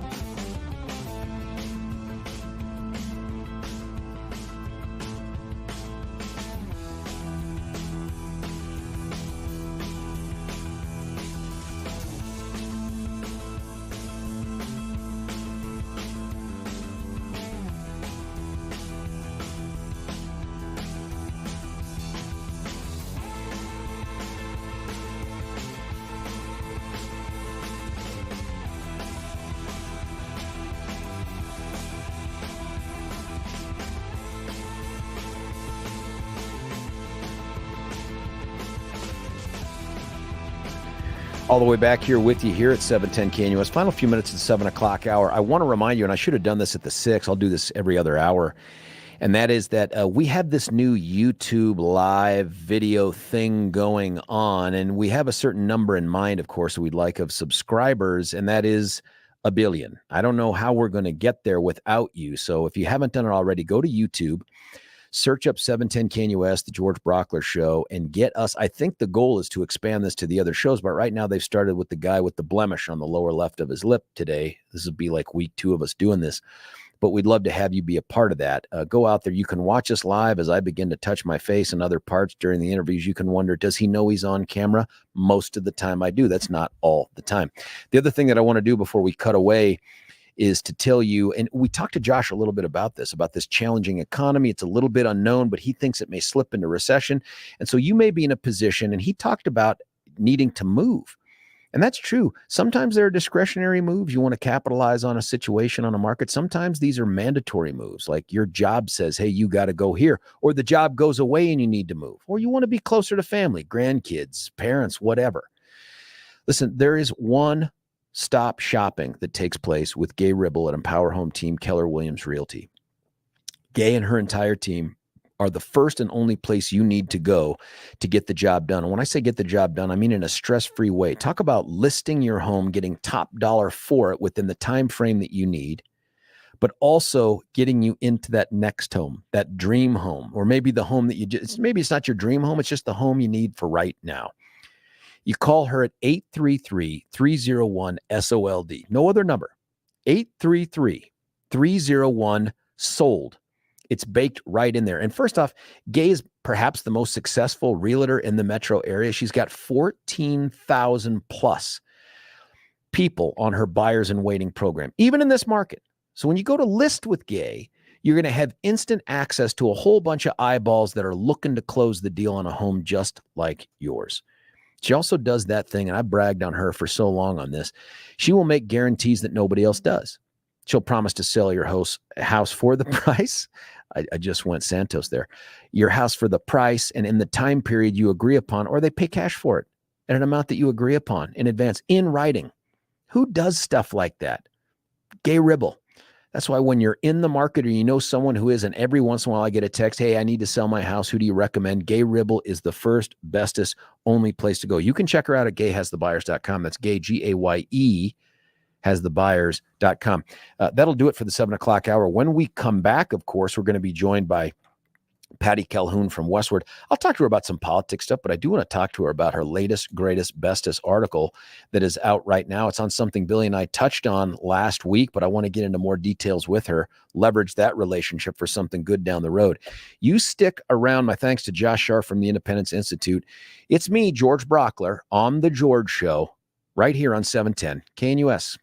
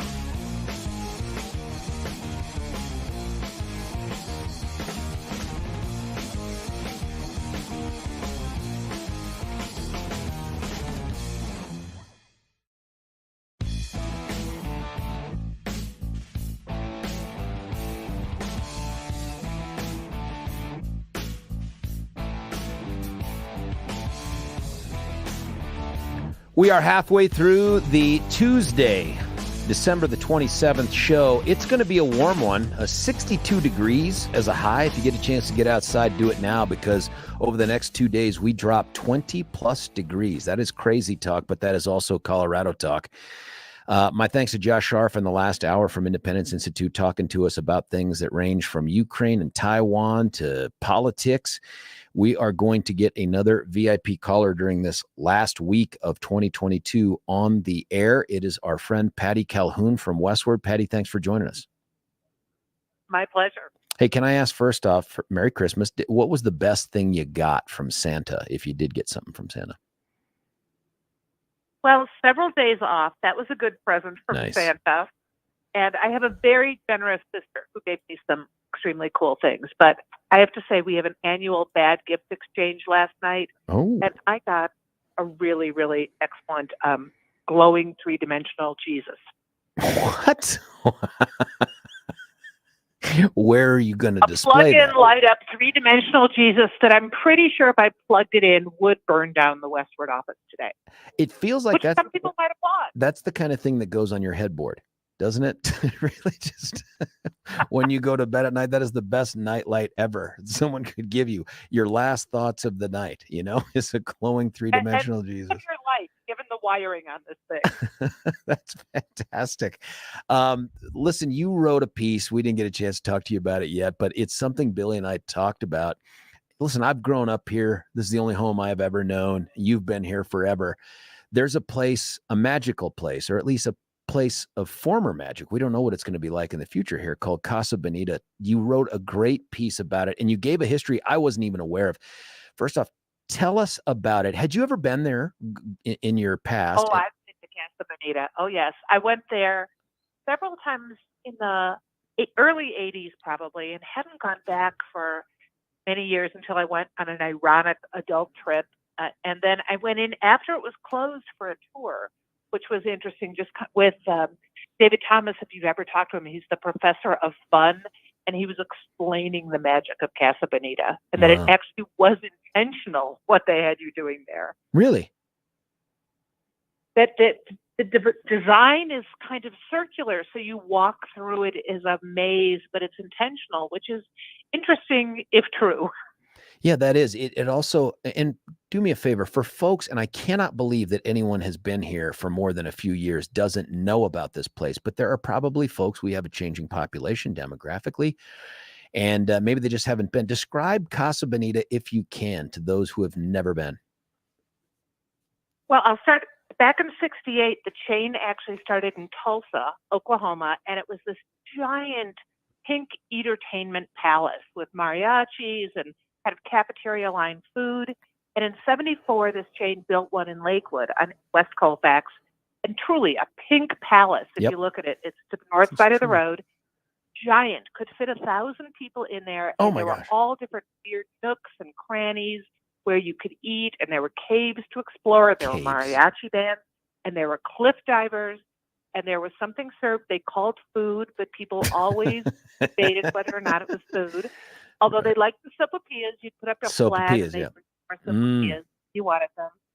And it was purchased in the 90s from Summit Family Restaurants, another chain. So it was the last surviving Casa Bonita in this group, closed in March 2020 when the pandemic closed everything, never reopened, filed for bankruptcy in April 2021, and then out of the blue, the founders of South Park, Trey Parker and Matt Stone, both Coloradans, gone to Casa Bonita, who'd commemorated it in a 2003 South Park episode.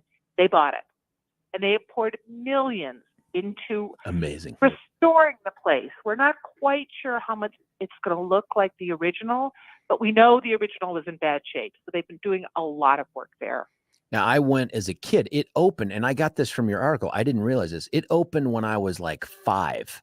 And I remember going there. I grew up in Lakewood. My folks would take me there. It was always some special night out kind of a thing. And me and my brother, and then later my sister, we loved going there. The caves, it made it super cool for kids, right? Like you're going through this cave. They had the wanted posters. They had like jail bars, in different places, some that you could bend, some that you couldn't. And the food, kids are going to complain about food anyway. So that was kind of irrelevant to kids. But the sopapillas were ridiculous. And they were really just fried pockets to hold a gallon of honey. Do you know what I mean? They didn't really serve any other purpose for kids, but I love that place. And something I really hope that they bring back, and I feel like they're almost morally obligated to, is the cliff diver. I mean, you remember that? Right. The cliff divers were great. And we have heard from some people who started, as cliff divers there in high school and then stayed with the company. And the cliff divers were great. I remember once they had to drain the pool they dove into, and there were some murky things found there. So I'm pretty sure that is getting. I'm pretty sure they wouldn't tell us, but you could get the Palapa cliffside. That was the greatest. Yes. Yeah, and they would do little like reenactments of stuff, like there'd be a shootout or something, someone would fall, or you'd just have some dude making some perfect dive into this. In my mind as a kid, he was about 100 stories up and he was diving into a glass of water. I mean, that's just how it struck me, as a kid watching these things happen, thinking that's amazing. It was not deep. I mean, those cliff divers had to be fairly careful, I think. Yeah, I think you had to hit a somersault pretty quickly after breaking the water for sure. Now, why are they doing this? Have you ever heard from Parker and Stone? Why did they do this? They didn't grow up in Lakewood. They're Colorado kids for sure. And clearly they had been out there. And it's actually, I think, featured in a South Park episode, at least one. Why did they do this? Oh, it's been several, yeah. They just said they loved it. And people had been, when it closed, and then especially when it went into bankruptcy, people were really panicked that it would disappear because it's schlocky, but it's ours. I mean, it is definitely a Colorado institution. And Andrew Novick, who's a local artist, and he had a campaign to save it. Several people were really trying to reach out. And at one point, because Casa Bonita had been the star of the 2003 South Park episode, people really started suggesting that Stone and Parker should buy it. And then lo and behold, they were on a Facebook Live with Jared Polis in August 2021, and they announced they were buying it. Now, they announced shortly after that, too, and this goes right to your statement about things that people claimed were food were served there to folks like you and I, and that is that they've hired, I don't know if it's still true, it's a year old or so, but Dana Rodriguez, who is this acclaimed chef in Denver. Have you heard more about what their approach is going to be with food? Is it going to be the same kind of thing, or are they going to actually pay attention to the menu? I think it's going to be really good. If you've gone to any of Dana Rodriguez's restaurants, she has working class, and she just opened a Loca Cantina right in the Lohi neighborhood. She's been doing a lot of things locally, and they hired a local person who actually understands Mexican food, and she's promised that it is going to be delicious. Oh, that's amazing. She used an adjective before delicious that I can't say on the radio, but we trust her. She is a great, great cook. Is there any chance, and Patty, I'm going to try to leverage my connection with you for this. Is there any chance there's like a preview of this when they get it wrapped up? I realize it's supposed to open in May. That still feels like forever from now. But like a walkthrough with media, we'd love to do a show there or interview the chef or something about like what is going to go on here in this place, because I think it's got an In-N-Out like feel to it. Do you know what I mean? Like when In-N-Out first came here, there was a line of 1 trillion people for a long, long time. It's now starting to get back to normal, but I feel like it's going to happen with Casa Bonita. I just want a chance to go in there and see what they've done with it. Oh, it is absolutely going to happen. So on Thursday, they sent out a note to some media to be ready for an announcement. They didn't say it was Casa Bonita, but just said, something's going to be announced at 3:30. And at 3:30, this video went live with Dana Rodriguez, Trey Parker, and Matt Stone saying, here's your Christmas gift, Denver. Casa Bonita is going to open in May, because everyone wanted to know when it was going to open. So that was when everyone found out about it. They said they would not give any more interviews, and they haven't. They are the hardest.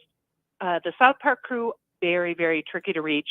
So we might both be in that line, George, with the thousands and thousands of other Coloradans who want to see it.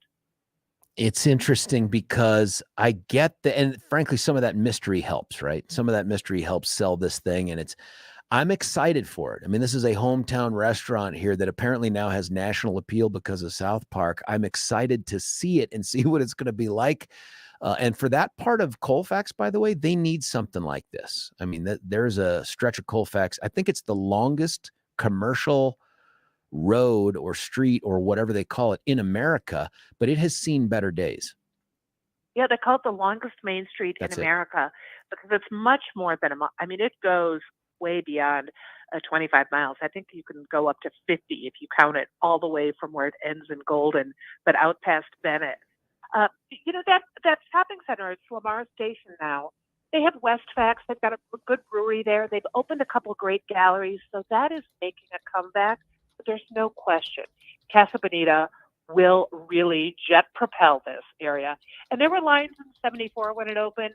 There are going to be longer lines when it reopens in 2023. Yeah, I think it's going to be awesome. Hey, can we talk a little bit here about 2022 and then upcoming 2023? We'll save the prognostication for a moment. But when you look back on 2022, for you, and not just what you covered, but for you, what are the two biggest stories, one national, one local, that you think define what happened in 2022? Well, both it's a national and a local story. You cannot avoid the ramifications of the 2022 election. Oh, boy. Yeah. What happened nationally, what it means for 2024, but locally in Colorado, what it means for the Colorado Republican Party and what the Republican Party is going to have to do to make a comeback. And I'm sure you've been talking about that plenty. Been a candidate. It's challenging to figure out how to get around what has happened with the Republican Party. I don't know. I don't know what the short-term way forward is, Patty, honestly, as someone who has been in the Republican Party since I was 18 and has run for office and had some success and some failures. It is just, I've never seen the party in a position like this. I've never seen the state of Colorado in a position like this. I don't know anymore if, I think up until 2022, Patty, I think the common theory, and it wasn't just with Republicans, was 2018 and 2020 were responses to Trump, right? And so we thought 2022, we've got some distance from him. Yes, there's Dobbs, but we are the most permissive state for pro-choice in America. That's not going to have that big of a thing. We've got good candidates. We've got decent funding, and wholly blow the doors off. And I think any after-action review of this has to be, are we even an electorate that we could foresee in the short term electing a Republican statewide? I think if you had the right Republican and a party that wasn't as divided and strategists who were really selling the fact that Colorado has always been a pretty independent state. People don't necessarily vote by party. They can vote for candidates themselves, but here it was just too much to overcome the divisions within the Republican Party. What do you think about, I'm making this up, what do you think about a statewide ballot, or hell, a ballot across the board that looks like a school board or a town council race where nobody gets to know the R or the D on the ballot? I think it would be great. It certainly works in Denver. Yeah, that's interesting. To have a nonpartisan election and just learn the candidate. Who do you see as a front runner? I know we're at the end of 2022 and the whole universe changes here as we cross into 2023. Who's the front runner for this mayoral race, or is there one? Oh, the mayoral race? Oh my God. You see a few people who have lanes, but this is what's going to happen in Denver is with 25 candidates, I think now. Holy smokes. It's a numbers game figuring out who makes the runoff. And that might not be the best candidates necessarily, because it's going to be who gets the biggest fraction of the votes. And with 25 candidates, it's going to be really dividing people. Who do you say, best guess right now? I realize I'm asking you to make a prediction when the field may not even be closed yet.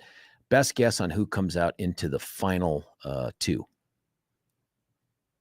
I am guessing Kelly Brough, because she has a lane pretty much to herself right now. And it's interestingly, maybe not the lane she would have been in 12 years ago when she worked for the city, when she worked for Hickenlooper, but she's worked for the Chamber of Commerce. So she's kind of got the business lane, female business to herself. So that might get her the 20% you need to get to the runoff.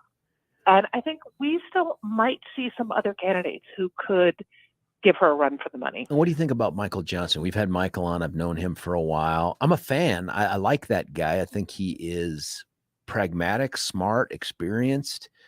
But does he have a chance? Can a white dude win in Denver? Sure. Look at John Hickenlooper. And I think Michael Johnson does have a chance. And I like him too. I think he'd be a good mayor. But you have other white guys in space. He's going to have to really distinguish himself. And you've got to do it pretty fast. Elections in April. How about Leslie Herod? She has distinguished herself. So I think Leslie Herod, people who, she's got a strong level of support, but some people are going to pull from that too. You've got Lisa Calderon who might pull from it. Yeah. So she's got a shot too. I mean, I would say probably there's 6 people right now who could all make the runoff, except you can only have 2. But the way the numbers break, it's probably a 6-person race right now.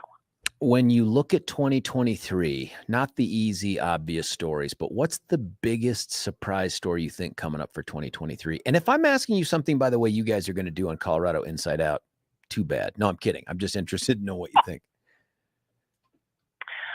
I think the biggest story for Denver itself is going to be what goes on with the mayor's race. I think this whole trash removal system in Denver is going to be a big story because I suspect we've got a rocky road ahead. But those are the predictions. I mean, the mayor's race is going to be crazy, and we'll be seeing fallout into the summer because the runoff is in June. Biggest surprise though. What's the thing that you're like, I see this coming, nobody's talking about it? Well, I'm not talking about that yet, then. But I don't. There are going to be some surprises, but I've heard rumors, but nothing that I know for sure is going to happen. I did want to bring up one other thing, a sad footnote to the end of 2022. The exact same time we learned that Casa Bonita was coming, an institution that started in 74, Joyce Meskis, who had bought the tattered cover in 74. Right. And turned it into an even larger institution, passed away. And she not only created this wonderful community of bookstores, but she was a fierce fighter for the First Amendment. And that will be her legacy. She was nationally renowned for fighting for people for the right to read. Yeah, not just that, but I do remember there being a case with tattered cover that worked out in the First Amendment's favor where the man, law enforcement, came in and wanted to look at getting, do you remember this? Getting like the book purchase lists from, you go ahead. Oh, well, they wanted to get a purchasing list from customers because there was, I believe it was a man involved in, interested in learning how to make meth. Yep, that's right. And she refused to give up purchasing records for her customers. She said they were private. And that went all the way to the Colorado Supreme Court, and she won. And that was the second time she won in the Colorado Supreme Court in a case. An earlier one had been trying to keep material off the shelves that kids might have access to. So she was a fierce fighter for the First Amendment. And, the First Amendment is never easy. The fights are always, the classic example is Nazis marching in Skokie, Illinois, which had such a large Jewish population. It's never pretty, the issues that come up, but you have to keep fighting if you support the First Amendment.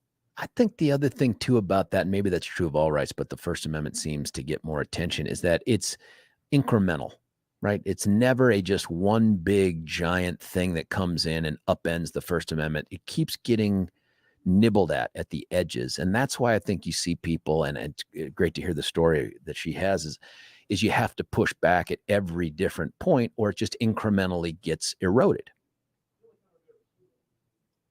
Yeah. No, it's just really tricky. And I've heard from a lot of people over the weekend hearing about what Joyce Meskis and tattered cover meant, and the lawyer who went to the Supreme Court with her. And she took a lot of blowback on that and with the tattered cover, but she just believed it was going to be a place for free exchange of information. And, it's gone through 2 owners since Joyce, and she had handpicked people to succeed her when her health was getting bad in 2015. And then during the pandemic, when it looked like the tattered wasn't going to make it, a new group bought it and had been pushing it. So, that's when we celebrate Casa Bonita, we cannot forget that the tattered cover is still here and why it is. And they had opened one in Highlands Ranch back in the town center place back when I lived there. And I was super optimistic it would thrive. It didn't. And they moved it. And I think there was one, maybe they're still there in Aspen Grove, but it is still in Aspen Grove. And I think it does okay. The problem is that Aspen Grove itself is going to go through some redevelopment. But there's some franchises at Denver International Airport. Yeah. The new owners had to move to McGregor Square, which wasn't their fault. It was a deal made by the previous owner. So the 16th Street Mall store is closed, but there's still the one on Colfax, one in Westminster. So Joyce's legacy lives on in many ways. That's really cool. Hey, Patty Calhoun, thank you for giving us so much of your time on this morning, and we will see you in 2023. Happy New Year. Happy New Year to you. Thanks. Thanks. That's Patty Calhoun, not just of WestWord, by the way, but she does Colorado Inside Out. And I'm trying to remember. I think they record on Thursday because that's when I did it the last time. And it shows on Friday. Goodness gracious. I hope that that's accurate. If not, please forgive me. But Colorado Inside Out, it's a great roundtable conversation about the topics of the day. And they're pretty much all entirely local, which is awesome.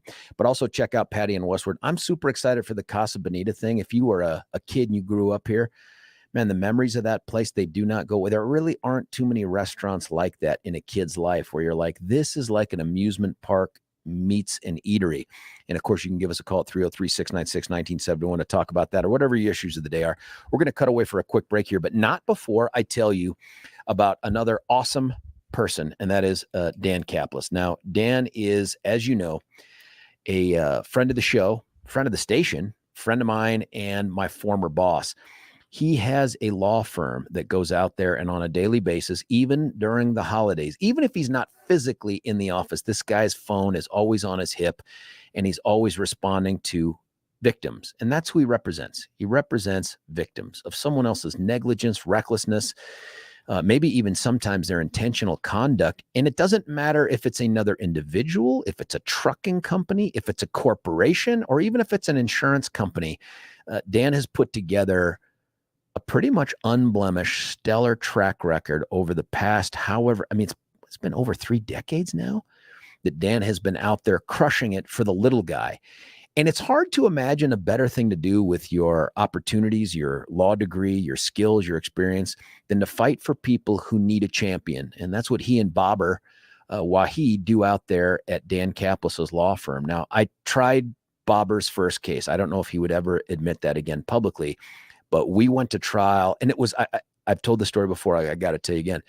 This is a case where it was a former client of Dan's came in, and she was getting railroaded by a Jeep repair place that she dared to go on the Better Business Bureau website and put out there a complaint and say, hey, this place ripped me off. They poorly installed this crappy, I think it was a transmission.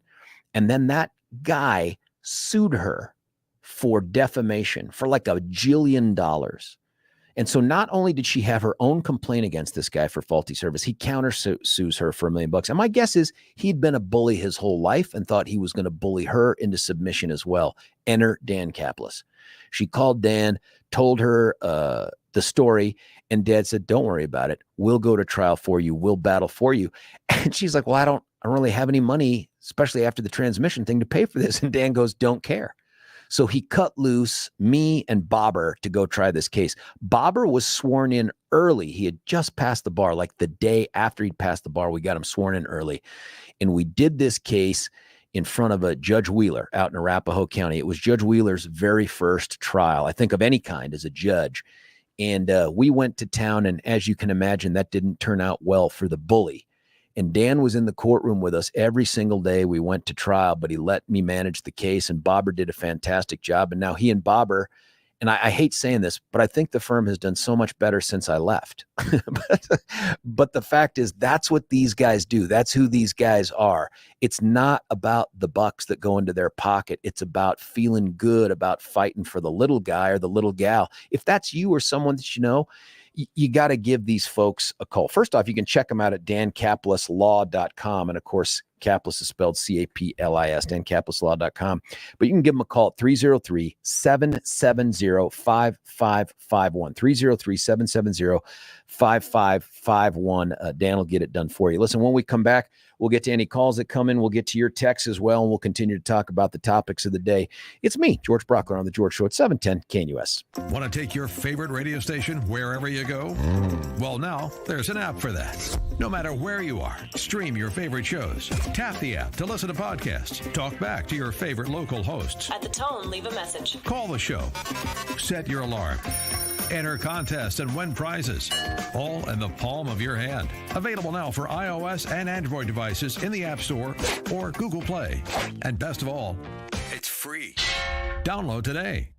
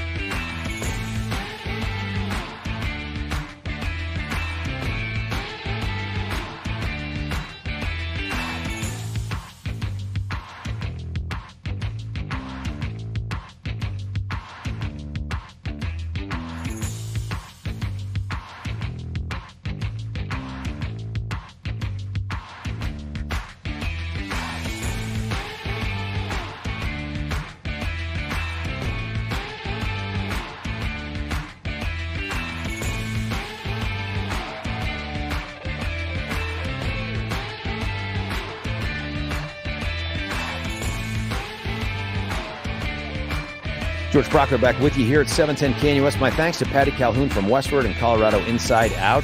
Always great talking to Patty. She just has an institutional knowledge here of the city of Denver and the surrounding areas that just helps. She remembers the details of everything. I don't. And that made it, I just think it makes it great. And I love the conversation about Casa Bonita. Can't wait to do that. I'm still working on Billy to try to figure out a way for us to do some kind of a remote or a pre-taped interview there, or so even if we can't get Parker or Stone, even the chef or the busboy, I don't care. I just want to hear about the place and what their plans are and what's going on.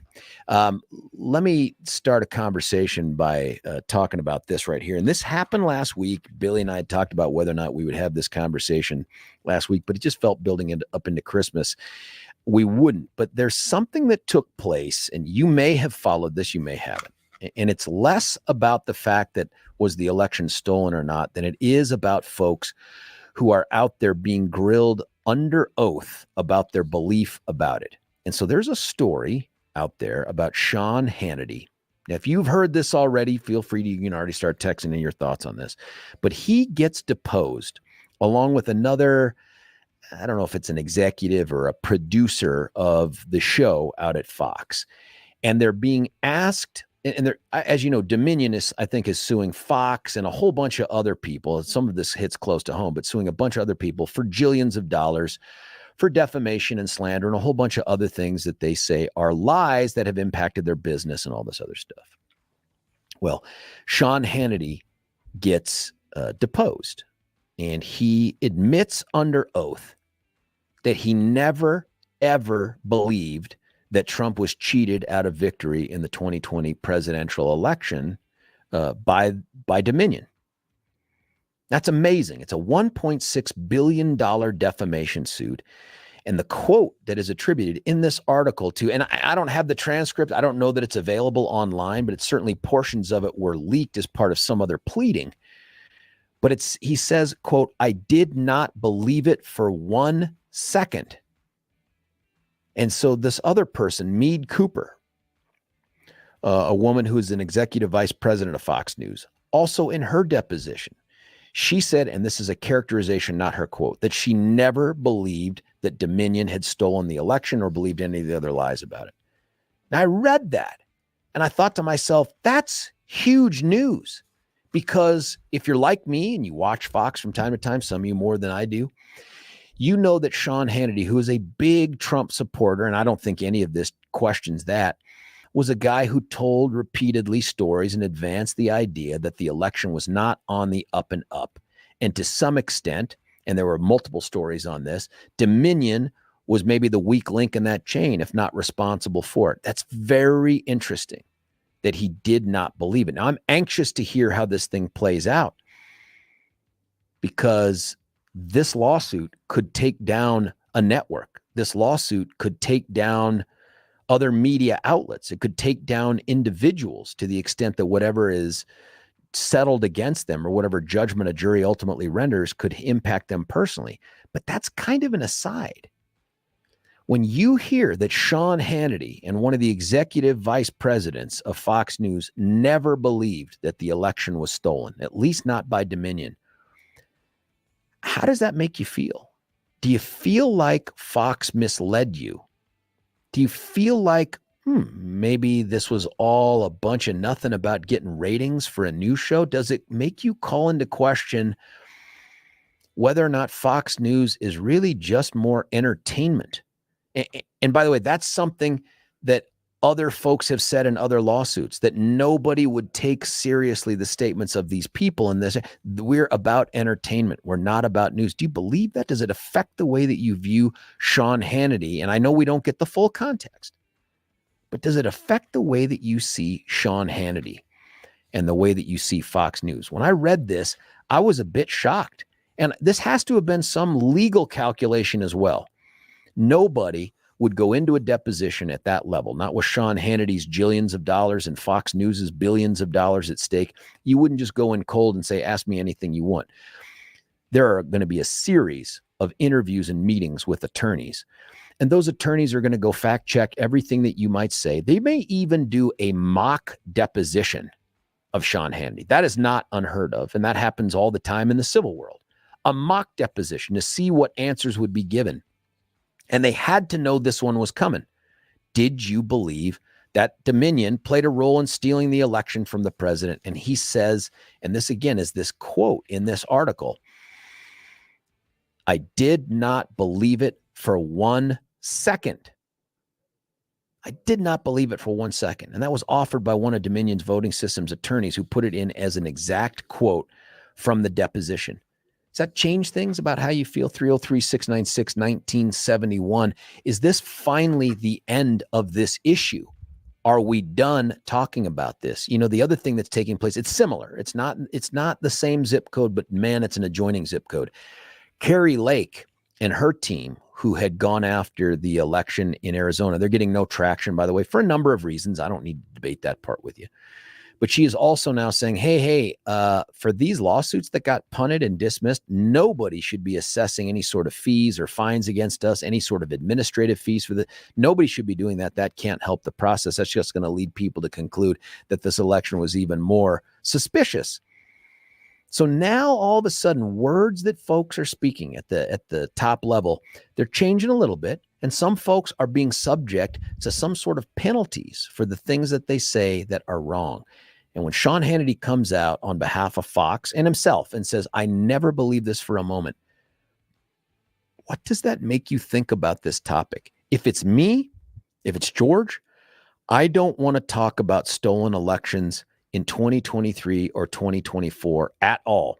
That doesn't mean I don't want people to keep looking and keep investigating and try to come up with the truth. I'm not saying that. I'm saying this has got to leave our lexicon. Patty Calhoun in the last segment was saying, I don't know which way the Republican Party goes to move forward. It's not because she's a part of the party. She's not. But I am. And I'm concerned. I don't know which direction we go. But if that direction has as one of its guiding lights a stolen election, it's over, folks. In Colorado, we're not going to win another seat of any consequence if that's one of our pillars. The election was stolen, or we can't trust our elections. I think we saw that. 303-696-19. Oh, we just had Gary on the line. We lost Gary. I was getting ready to go to him. We got another caller on the line, too. 303-696-1971. The lines are open, but they're starting to fill up here. And also, we'll take your text at 710knus.com, the 710knus app. And of course, you can check us out. Although I don't have access to the YouTube comment section, and frankly, I'm not even sure if it's open. But if it were, you can chime in on there too. I'll ask Mark Crowley, our IT guru. Oh, I can't say guru anymore. Our IT subject matter expert, to see if we can figure out a way to get access to that right here as well. Let's go to Rob. Rob, you're on 710 KNUS. Rob, what do you think? Hey, George. Hey. I think you're an excellent lawyer. Well, thank you for saying that. I don't know why you say that, but I agree. Well, you sound like you really know the law, and you have an incredible background in that. I appreciate it. I don't know you very well. That's just my impression. Well, I like that impression. Keep it going. Could you flesh out more for us what you're saying? Because I don't understand. I was a newsman in Washington for 3 years, a long time ago. I mean, I don't claim to say or think I know everything about it, but it seems to me that you're saying that Sean Hannity is full of crap because Sean Hannity, or you're at least looking at that, is Sean Hannity full of crap? Because Sean Hannity is saying, according to you, that the election was stolen or compromised because of Dominion. And my impression of what Sean Hannity has been saying is that Dominion may have had a role in this, but overall the election is compromised, and that was just a component of it.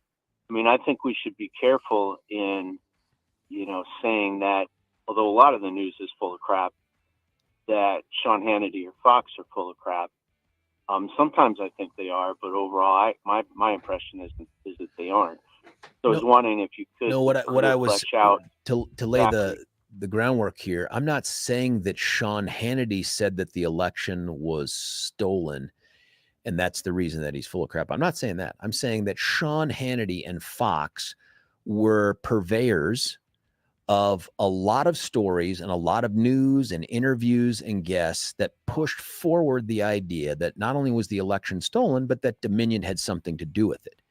And because of that, Dominion then filed a giant lawsuit against them for like $1.6 billion. And during the course of the discovery phase of that lawsuit, that's where you get information from the other side, he was deposed. And it appears from another filing pleading something where the other attorneys got to weigh in. A quote is attributed to him where he says, I never believed, or I did not believe for 1 second that Dominion had anything to do with the election being stolen. Now, if that's true, and he had been the guy that was giving voice to all these things, the question that I'm asking is, does it cause you to question anything else that he says or that Fox News says? Or is this definitive for you? Or is it okay? It's like, I don't care if he believes it or not. I thought those were important stories to put out. Got it. So if you were to argue, George, the other side, so if you were, say, Sean Hannity's lawyers, or if you were if you were to put out an argument, what would the other side of the argument possibly be, given what you know about what Sean Hannity has said? Or just, I'm concerned that I'm not sure you, with all due respect, I'm not sure if you understand enough about what Sean Hannity has said, just overall, about whether the election was compromised. I was wondering if you could speak to that. Yeah, listen, my concern is this, is that when you are somebody who swims in the news field, if he's just pure commentary and entertainment, and I think that's the direction Fox has to go with him, is to say he's not really about news, that's one thing. But there's no disclaimer put on the quote-unquote news that he puts forward. So if he's advancing information and facts that suggests that the election was stolen, that Dominion had something to do with it, and he's putting that out in the public ways, but he himself does not believe it's true, not for a second, which is his quote, doesn't that cause you to question his credibility? This isn't a guy who's told what to say. This is a guy that picks what he says. Well, my impression of him, having watched him for 3 or 4 years, again, having been for a short time in D.C. myself, not to any important extent really, is that overall he cares, just my impression, that he does care about the facts and try to portray that. Because if you're in D.C. and you don't do that, and you're somebody like Sean Hannity, I mean, it's just something that you should be continuously conscious of. But I was wondering, George, if you could present your best argument as to what the other side would be. What do you mean, so the other side of what? Yourself. So if you were arguing that, no, Sean Hannity is very thorough, and the overall portrayal of what he's done concerning the election is actually very good, and this one piece of it doesn't really prove the point that you're trying to make. In other words, how would you argue against what you're saying if that was what you had? Rob, I appreciate it. Thank you, man. And I got to cut away for a quick break. And I'll get to Gary and everybody else calling in before we end the show. But I just want to say, I don't think that's the approach I would take as an attorney. I don't have the discovery or all the facts, but my guess is that he has to, and Fox has to take the position that it doesn't matter if I believed it. This was the news that was out there and I was reporting it. But oh, by the way, we're not purveyors of fact. We're purveyors of entertainment. And that's my goal here, is to entertain. And we found that was entertaining, and our listenership shot up, or our viewership shot up because of it. The ratings are evidence that was effective. And I think that's what they have to say. But again, I'm not a First Amendment attorney. We'll talk to Gary when we come back, and we'll get your thoughts as well. Some text coming in, 303-696-1971. It's George Brauchler on The George Show, 710 KNUS. Want to take your favorite radio station wherever you go? Well, now there's an app for that. No matter where you are, stream your favorite shows. Tap the app to listen to podcasts. Talk back to your favorite local hosts. At the tone, leave a message. Call the show. Set your alarm. Enter contests and win prizes. All in the palm of your hand. Available now for iOS and Android devices in the App Store or Google Play. And best of all, it's free. Download today.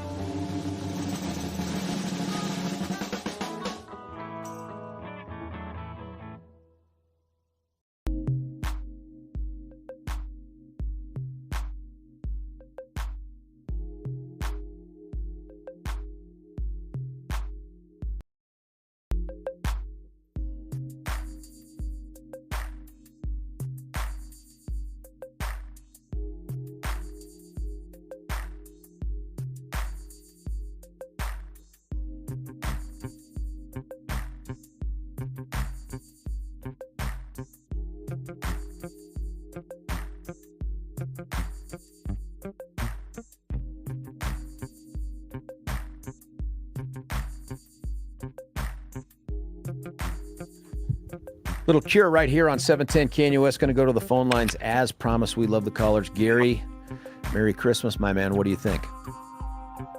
Oh, Merry Christmas, George. I think you're right on. And, there's and I remember when Peter used to have the early show, he used to always say, follow the money. Yeah. And I believe that Sean Hannity and frankly, CNN and CNBC, their bottom line is viewership, advertising revenues, money. And I also think it's exactly the same for this radio station and every other talk radio station. It's what can I say that will generate more money?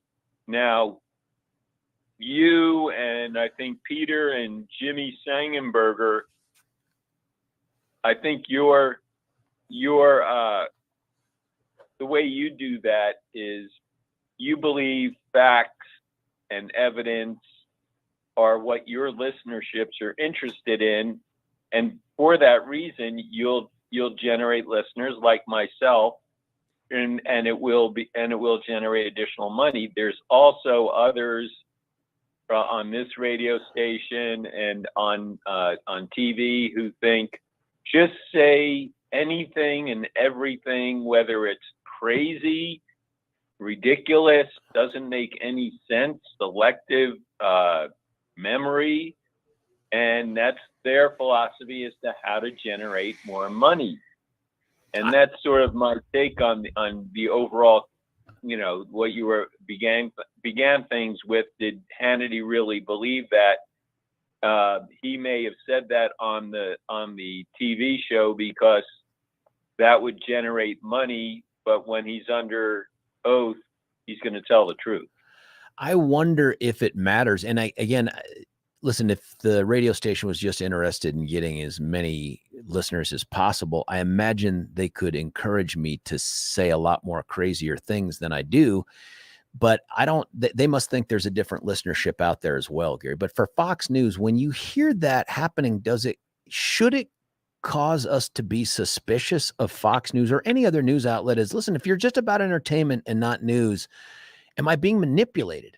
I mean, is this really entertainment? Am I being manipulated? Has Fox News engaged in something here to just try to get me to I don't know if it's pandering. Do you know what I mean? To my preconceived notions of what took place, feeding the beast. I mean, there's just people that are going to be out there that if you give them the right, and who's a more extreme version of this is as you continue to go to that if I'm saying that right, that OANN, Newsmax, others. I'm not saying they don't have legitimate news. I'm saying they definitely are preaching to a specific choir, Yeah. And, they believe there are people who aren't very thoughtful, who they believe they will be able to manipulate. And then there's others like me who I watch some of those programs and I view them as sort of almost like a comedy. And I'm interested in observing what they do to try to manipulate people. And it's obvious when they're doing that. And I just sit back and I think, well, that's an interesting ploy. I can't believe people listen to that. So I view it as more as comedy rather than serious stuff. Yeah, I think that's the approach they're going to have to take. Hey, Gary, we're out of time for the hour. Man, Happy New Year. We'll talk to you in the new year. Hey, when we come back, Mike Flaherty, this guy's in the eye of the storm, not the proverbial storm, the real storm right out there in Buffalo. It's historic in nature. This guy's got, he's embedded in the trenches, the snow trenches, that is. We're going to talk to Michael when we come back. We'll get caught up. You stick around. George Brauchler on the Tuesday George Show, 710 KNUS.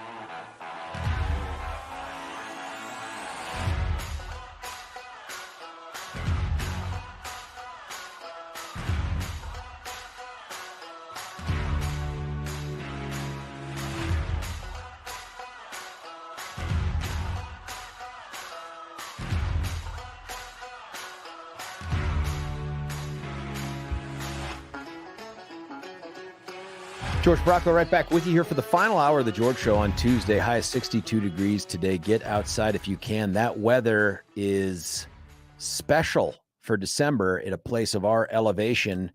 The snow and stuff is real. It was last week, but then there was another place that got pummeled by snow. There's no strangers to it.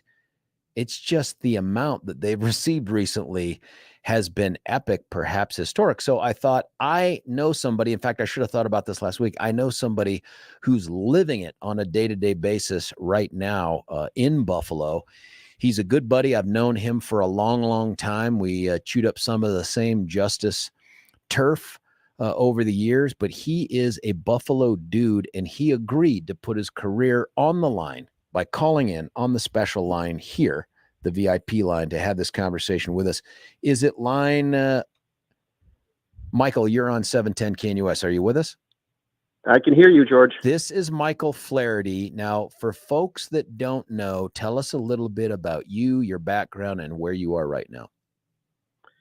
Well, as you remember, George, you and I were both young prosecutors in the late 90s when we met in the great city of Columbia, South Carolina. That's right, at the NAC. Yeah, that's great. At the National Advocacy Center. And I spent about 20 plus years as a prosecutor. I was the acting district attorney of my hometown in Erie County, New York for 2016. And right now I transitioned. I'm now an attorney for our local transportation authority, the Niagara Frontier Transportation Authority, headquartered in Buffalo. Now, Michael, of course, we've known each other for a long time. We've taught together all over the place, mostly in Columbia, but all over the place. And you were good enough, along with two of our other buddies, to get together when I was out in Syracuse last year doing a little presentation. It's great to see you, but the texts that you've been sending recently to our little group chat have become, I think for me, they're entertaining because I come from a place where snow is no stranger. But I can tell it would be a little more stressful for the folks out there. Now, you're right there in the heart of it. Tell us what you've experienced and when did it start? You know, it's interesting, George. My little brother came in from Chicago on Thursday night. He was the plan was come in, visit, bring his two little kids, visit our mother for pre-Christmas, and then go home to his wife and home in Chicago on Saturday. And when he got here, it was warm and raining. And, Friday morning, I had some, pre-Christmas errands to run, which we were doing. And the weather changed. So I walked outside. My last thing to do was at 1 o'clock Friday afternoon, and I walked outside into a blizzard. The change was that dramatic. And, we can deal with the snow and we can deal with the cold. Right, it's Buffalo. But it was the wind. The wind is what really made it so treacherous. So you'll have places where you can see grass, and other places where drifts are 5 feet high. And what happened to folks, fortunately for me, I was home, when the light switch flicked. So I was not in my car, but there are people who were on the road who ended up staying on the road because overnight on the road, like stayed in their car. Oh my goodness. There are people who got stuck in their cars. Others who just abandoned them, looking just to get out because the visibility was near zero at times. And that was a real problem. And it's, you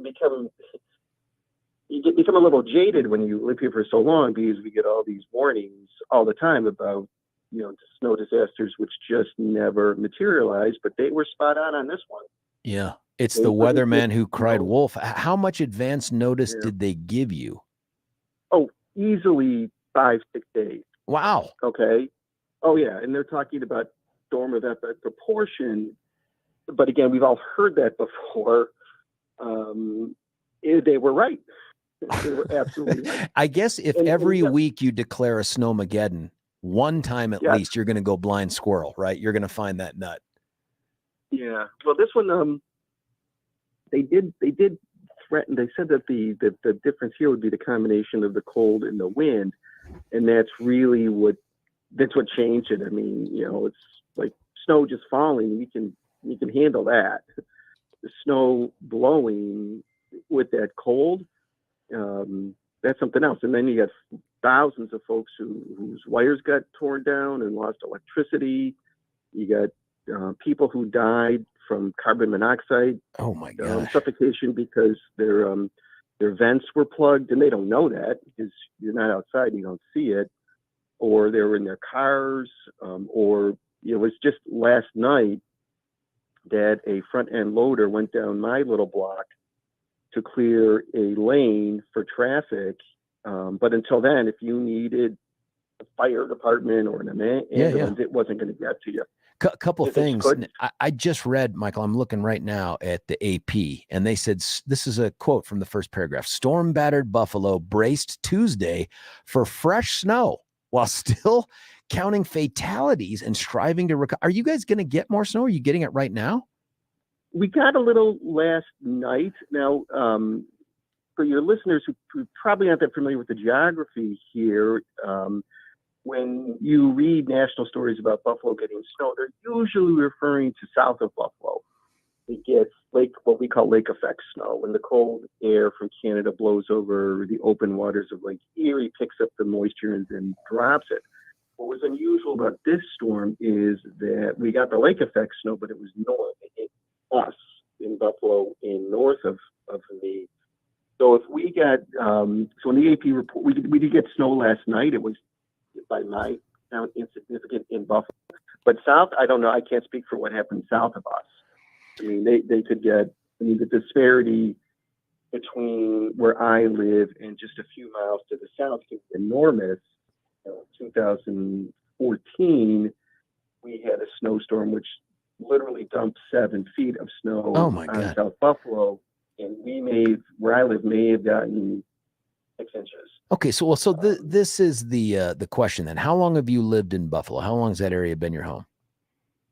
I grew up here, but have been in the house with my family in 24 years. And describe your family for us. How many wives? How many what? Wives. Right now, I'm still on my first wife. Okay, congratulations. That's huge. That's an epic thing. And then how many kids are trapped in there with you? I have 2 daughters and my beloved bull mastiff, who is my favorite daughter. They all know it, so it's not a surprise. And they're all still trapped in there. In the time that you've been in that area, not just that house, is this the worst thing that you guys have experienced snow-wise? I would say the combination, yes. Yeah, I don't remember. I remember us getting snow. We getting significant snow, but never to this point. I mean, it was so bad. And again, we're not talking 7 feet. It's just the combination of the cold and the wind and the snowbanks, the snowdrifts. So we have city plows which routinely, clear snow from our street.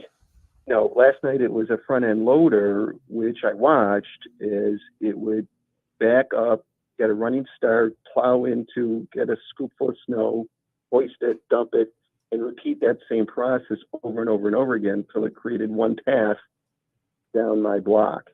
And because a normal plow would not have been able to do it. It would have nowhere to put the snow. There's in this story, it's just a horrible description. It says, in Buffalo, the dead were found in cars, homes, and snowbanks. Some died while shoveling snow. Others when emergency crews could not respond in time to medical crises. This is insane. Now, you sent out to us some pictures. You talk about the snowdrift thing where you opened your garage door, which seems foolish, but it's the kind of thing I would have done too. And there was snow halfway up what would be the garage opening. I take it you didn't go out that day with a car. We even if I wanted to, it wasn't going to happen. But this being Buffalo, when we're expecting guests for Christmas Eve and Christmas dinner, where do you keep the food that doesn't fit in your refrigerator? You keep it in your garage. That's exactly right. So I was sent out by my lovely bride with a mission. I was able to crawl over, and that's what I was doing in there. I was not was out in the garage thinking I was going to go out for a little spin. Did family make it over, Michael? I mean, was anyone No. able to? Okay, so that you guys No. have a bunch of The only- leftovers. Well, yeah. So what we our next door neighbor, the fella who's been the second floor tenant in the building next to us, who we've known, I think he's been there about 20 years. He too was snowbound, and so we had him over for Christmas dinner. So that was the extent of it. Did Santa make it? Fortunately, Santa had heeded the dire forecast and was prepared. That is what's great about Santa. Weather cannot deter him. He's a lot like the old post office. You know what I mean? Wind, rain, sleet, nothing will stop. That was the old post office. That sounds like Santa Claus there. Can you get a sense from nothing against the new post office, but they didn't make it. No, Thursday was the shocker. last visit. Shocker. Did you get some, if you know the numbers, tell us the coldest it got, the windiest it got, that kind of stuff? Do you know those metrics? I honestly don't. I could tell you that it was single digits and the wind was at least in the 50s. The 50s, that part scares me. The single digits, that's not that impressive. No, if you have that, it's like my little brother left Chicago, was, a lot colder there than it was here. But, well, I say a lot colder, maybe it's 7 there and 10 here, 9 here, whatever. But I'll tell you, you mentioned finding, people in snowbanks.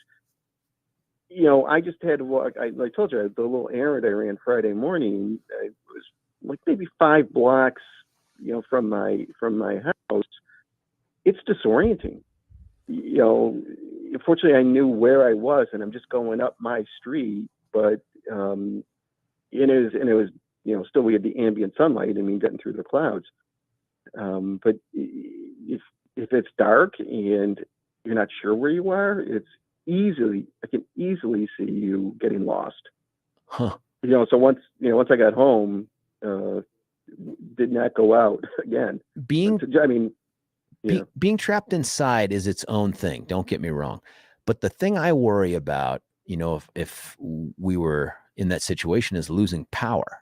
And my guess is there's a bunch of people out there. Are they Buffaloians, Buffaloites, Buffaloers? What do you guys call yourselves? Buffalonians.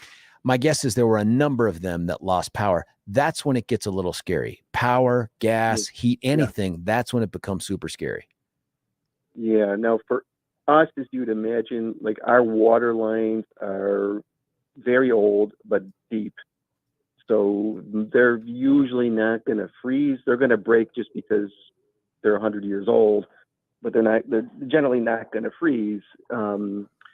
But the electricity comes through wires above ground. In fact, my next door neighbor, the neighbor next to him, I live in an old neighborhood in Buffalo, old by American standards neighborhood in Buffalo. We're pretty close together, but you look next door and he's got a 40-foot spruce tree, which has been blown over, is leaning against his garage. And of course, entangled with the upper branches are the power lines to his house and next door. So if that tree decides to fall, it's taking those lines with it. And that impacts you guys. We're hoping not. We're hoping we're on a different wire. Sucks to be you, Len, but now listen, here's something remarkable that we haven't yet shared with folks. You're not at home. I am not. I walked about 3 miles to my place of employment. Unbelievable.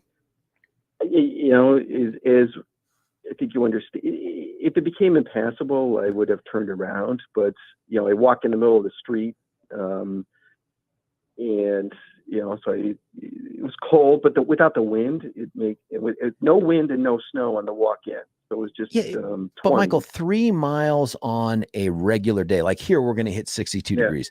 That 3 mile walk takes you about an hour, let's say. What does it take you in the snow? It took me an hour. What? No, it took me a little over an hour. Wow. Hour 10 minutes or something. That's not bad at all. Through the snow? Yeah. Well, I'm walking down the streets were plowed, and so I'm in the street. Oh, I got So it. it's not like I'm not dipping. If the streets weren't plowed, no way, I'm still home. Is all of If I didn't this have a really path. to get an end of the year bonus? You know what? Unfortunately, I don't think that's in the cards. With what you do, I work for public authority. Yeah, I figured, but it's New York, Yeah. so you figure if anyone's going to give out bonuses, it'll be the government. Well, if only. Well, if only that happened. Now, are a lot of Yeah. services still shut down or suspended? I mean, I imagine a lot of the word that's put out there is, and this is devastating for kids, because normally you'd count on this happening during the school year. So it'd be like, hey, back-to-back school days off. Not so, because it's over break. But for city services, are they still thriving out there? I mean, our bus service is Hard to hear you, Michael. our bus service is paused right now. Yeah. Can you hear me now? I can. Yeah, perfectly. Yep. And I'm looking out at the roads, and I see a few cars, but not many. It's and I will give credit to the Buffalo schools. On Thursday, they canceled classes for Friday, and the kids could have been safely delivered to class Friday morning, but getting them home Friday afternoon would have been awful. And so a hat tip to whoever in the superintendent's office who said, let's not take the chance, because the prescience was what was probably life-saving. 30,000 or however many kids, they would have been trapped, because again, although we were warned, it came with a vengeance, and it wasn't like a gradual buildup. It was, it was here.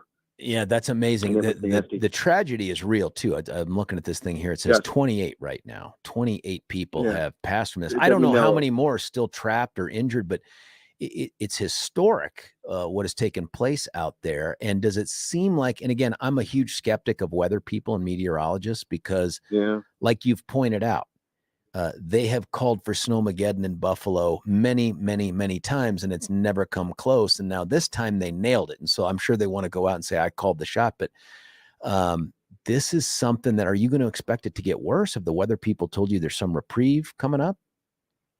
The forecast right now that I see shows temperatures raising towards the end of the week, the 40s and 50s. I'm hopeful that the snow is gone. And again, the problem with it was easy here to predict it's going to snow. And to be fair, it's hard for even with all the science and historical references, hard to know exactly where here, because what we get is the lake effect snow, as I mentioned earlier, which is the cold air from the north, from Canada, coming over the open waters of Lake Erie. And it just depends on which path the air takes. Often it's to the south of us. And so they know it's going to snow. They just can't say where. It's going to snow in Hamburg or Chautauqua County or somewhere else. But this time they were spot on. That's an amazing thing. Quick last question. We're going to shift gears just a little bit here. Josh Allen and the Bills, man, how far are they going to go this time? You know what? It's they have played to the level of their competition. So against the lesser teams, they play just enough to win. So they have a big test this Monday against the very good Bengals team, and I expect them to show up. I think that the loss of the Broncos, I don't know if how you still remember, but Von Miller was he's a great player, as you well know, and he was playing great for the Bills, and so his loss has been very big. But I'll tell you that that Josh Allen he's a talent. Yeah, we would have loved to have had him here in Broncos Orange. We went a different direction. I don't know if you guys are interested in Russell Wilson, but he might be available. I don't know. I would say this too, in terms of the great, not curses, but the great slumps. I don't know what the right term is in sports. It used to be the Cubs, and then they won the World Series. It was the Red Sox, and then it was all the.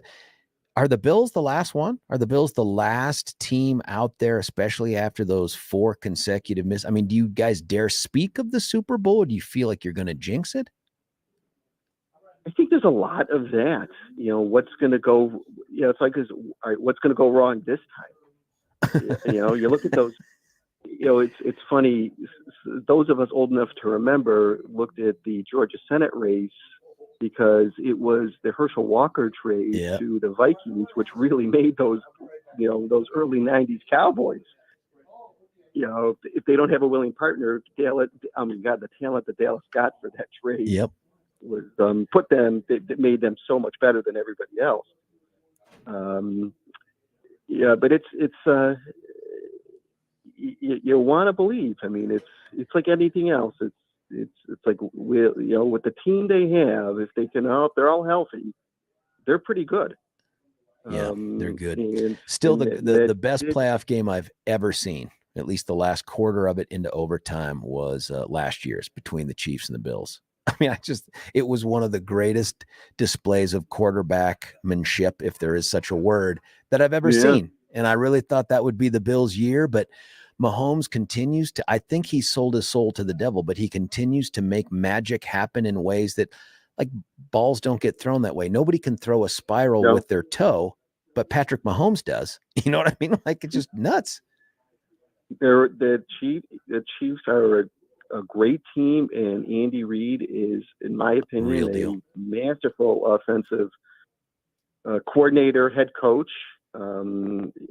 It's not just by dumb luck that they've been so successful.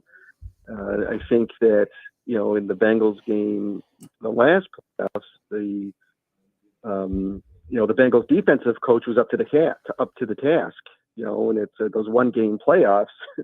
you can throw something out there that they weren't prepared for and prevail.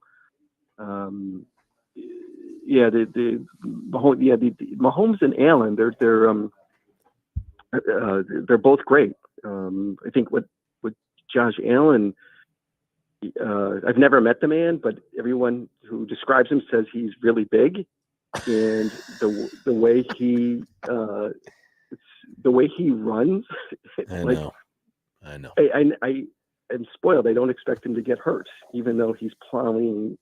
The quarterback shouldn't be able to push the pile that way. No, and I don't know how the path ends, but I do want to see an AFC championship, Bills Chiefs. I just think America wants that. And then ultimately, I think they want to see whoever that person is end up playing the Eagles or something in the NFC. That, to me, seems like the path this can and should go. And now that the Broncos are out of it, and frankly, they've been out of it for a month, Michael. It's crazy. Listen, they've been officially eliminated. I think they were mathematically eliminated in week 5. I can't remember. It just feels like that has been the ongoing thing. It took us this long to get rid. It took a 51-14 Christmas Day loss to fire a coach that should have been fired a month ago. I don't know what they saw in him, but he'd gotten that proverbial kiss of death, that vote of support there a couple weeks ago. You knew it was coming. Michael Flaherty, buddy, stay safe. Would you keep us up to date on how you and the family are doing? I will. I'll be in touch. All right, brother. Hey, thanks for making time in your morning, and tell the bosses thank you too. Thank you so much. Great to hear your voice. I'm looking forward to seeing you soon. Hopefully very soon. Talk to you soon, man. Go Bills. Hey, that was Michael Flaherty. He's a good buddy, former district attorney out there in Erie County, and just a super guy who has survived this storm. Listen, when we come back, happy to change gears, talk to you about, and I think we had a caller on the line here, happy to talk to you about that Sean Hannity topic that we talked about too, 303-696-1971. Stick around. George Brauchler on The George Show, 710 KNUS. Want to take your favorite radio station wherever you go? Well, now there's an app for that. No matter where you are, stream your favorite shows. Tap the app to listen to podcasts. Talk back to your favorite local hosts. At the tone, leave a message. Call the show. Set your alarm. Enter contests and win prizes. All in the palm of your hand. Available now for iOS and Android devices in the App Store or Google Play. And best of all, it's free. Download today.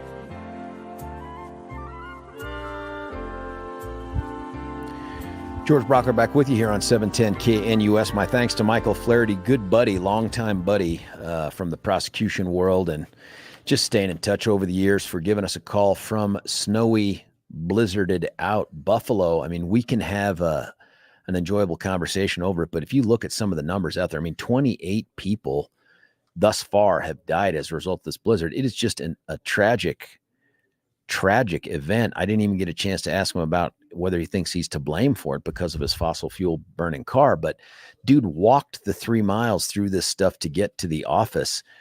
That's just a ridiculous amount of commitment. And for a guy that works for the public authority out there, I don't know. We need more government workers like that. But that was fantastic. Let me do something, though, and tell you about a couple different things. One is a guy named Mitch Floria. Mitch Floria, you know him from our interview that we had a couple months ago. If you haven't listened to it, I think we have it segregated specially for the podcast or on the website at 710knus.com. But Mitch is a guy that owns the Art of Granite. Now, this wasn't a business that just started off doing high-level stuff the way it's been doing for the last few years. It really grew out of the brainchild of a guy who wasn't even born here. Born in Romania, raised under communist Ceausescu, came to America with the desire to live the American dream. And so he starts up this business, grows it, starts up a family, grows it. The amount of success that they've had isn't by luck, it's by sheer effort, the elbow grease, the grit, the commitment. And this is what he's put together with the Art of Granite. And so when I tell you, if you're in the market or considering, even just thinking about how do we upgrade our kitchen interior, our bathroom, countertop is the number one thing to go to, right? It seems daunting. How do we go about doing this? There's a billion places out there. There may be. You can start online, go to theartofgranite.com, and that's the first best place to go. But get in the car and drive out there to about 6th Avenue and I-70 Colfax area. And when you get to Mitch's warehouse, his showroom is really what it is, but it's got these giant pieces of marble and granite and quartz. And if you can think it, he can likely produce it. Beautiful stuff. And this guy and his team of long-term employees will figure out a way to make your dreams come true in your kitchen by installing this stuff. And they've got a little extra something for 710 KNUS listeners, and that's what makes them special to us. You tell them you heard about them on my show, on KNUS. They will throw in the bathroom countertop for free with the kitchen countertop package. Or if you're like, but I just want to upgrade one room, I'm not looking to do both. That's cool. They got a plan for you too. You tell them about the show and they'll throw in the sink for free with the countertop itself. Nobody does that. The reason they're able to do it is because they stand behind their work. And frankly, they do as much word of mouth as they do any other kind of advertising like this. If you call this number, you're about 99.9% chance of getting Mitch because he keeps the phone on his hip. It's 303-386-5919, 303-386-5919, or you visit him at theartofgranite.com. Now, the topic that we had in the last hour, and one that we had a couple of callers, but we just couldn't take them in the middle of the Michael Flaherty interview, was about this revelation last week that came out in some legal pleadings that grew out of a lawsuit of Dominion against Fox News and Sean Hannity. And as you know, Dominion, which is a Colorado-based company, is even suing other media outlets, some near and dear to our hearts, some local, some national. And during the process of that, there's something called discovery. Discovery is how you get information in preparation for your lawsuit to go to trial. It's different in the civil world than it is in the criminal, at least in the state of Colorado. Like, there are no depositions in criminal cases. I should put an asterisk there. There could be a deposition in a criminal case in a very rare circumstance where in advance you'd have to go to the court, and I've done this, and get permission to do this, to do a deposition, which would include, it's different. It's not really a deposition. It's more of pre-testimony. And you would have the prosecutor and the defense attorney conduct examination and cross-examination of a witness who is likely to be unavailable for the trial, whether it's because of health, and we've had that, dying witnesses, or you've had witnesses that they're getting ready to deploy to war. And this is the last chance that you can both do it. And that transcript ends up getting read to the jury in trial. But there has to be a side each side has to be represented and do examination, both direct and cross. If there's no opportunity for cross-examination, that testimony doesn't show up anywhere. Well, a deposition in a civil case is the norm. Nobody just puts a witness on the stand without generally deposing them. And my guess is 1 billion depositions have been authorized in this civil suit. And one of them was Sean Hannity. One of them was an executive vice president of Fox. And each one of them last week was revealed in another separate pleading by these attorneys to have said, I never believed for a second that the election was stolen because of the Dominion voting systems, despite the fact that there were numerous stories on Fox, even on Sean Hannity's show, that promoted the idea and had, I guess, interviewees on to advance the idea that something bad happened with the election and that it was potentially traceable to Dominion. He says, I never once believed that. And the question it made me ask is, and I like Sean Hannity fine, is that do you now question his credibility on other things because of that? Do you question what he's putting out there on the quote, I'm using air quotes here, news? Like, is this just entertainment? Is this just manipulation of the audience? Is this just, I mean, listen, this sort of feeds off of all these other topics that we've had today. You know, we started off talking about this liar, liar, pants on fire Representative-elect George Santos from the 3rd District out in New York, Queens and Long Island. Dude is without a doubt a liar. He's not an embellisher of his resume. He has come right out and lied about having a college degree. That's not an embellishment. That's a lie. I mean, it is one thing for me to say, hey, I was deployed to Tikrit, Iraq. It is another thing for me to say I was deployed to Tikrit, Iraq. I took enemy fire and I've received a medal of some kind for my response under fire. That wouldn't be true. That would be an embellishment. That wouldn't be true, but you would call that a lie. That's what this guy's done. So we talked about the lie part of this. And then we got up to this point where we're talking about, are there any consequences for that? And now we're at this place where we're at the stolen election at the end of this year, and I hope we never have to talk about it again.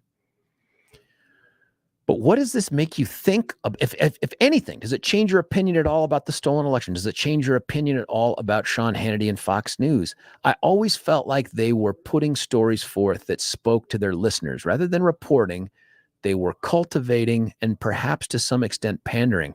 But in light of this, does this change anything for you? 303-696-1971. Ben, you're on 710. What do you think, Ben?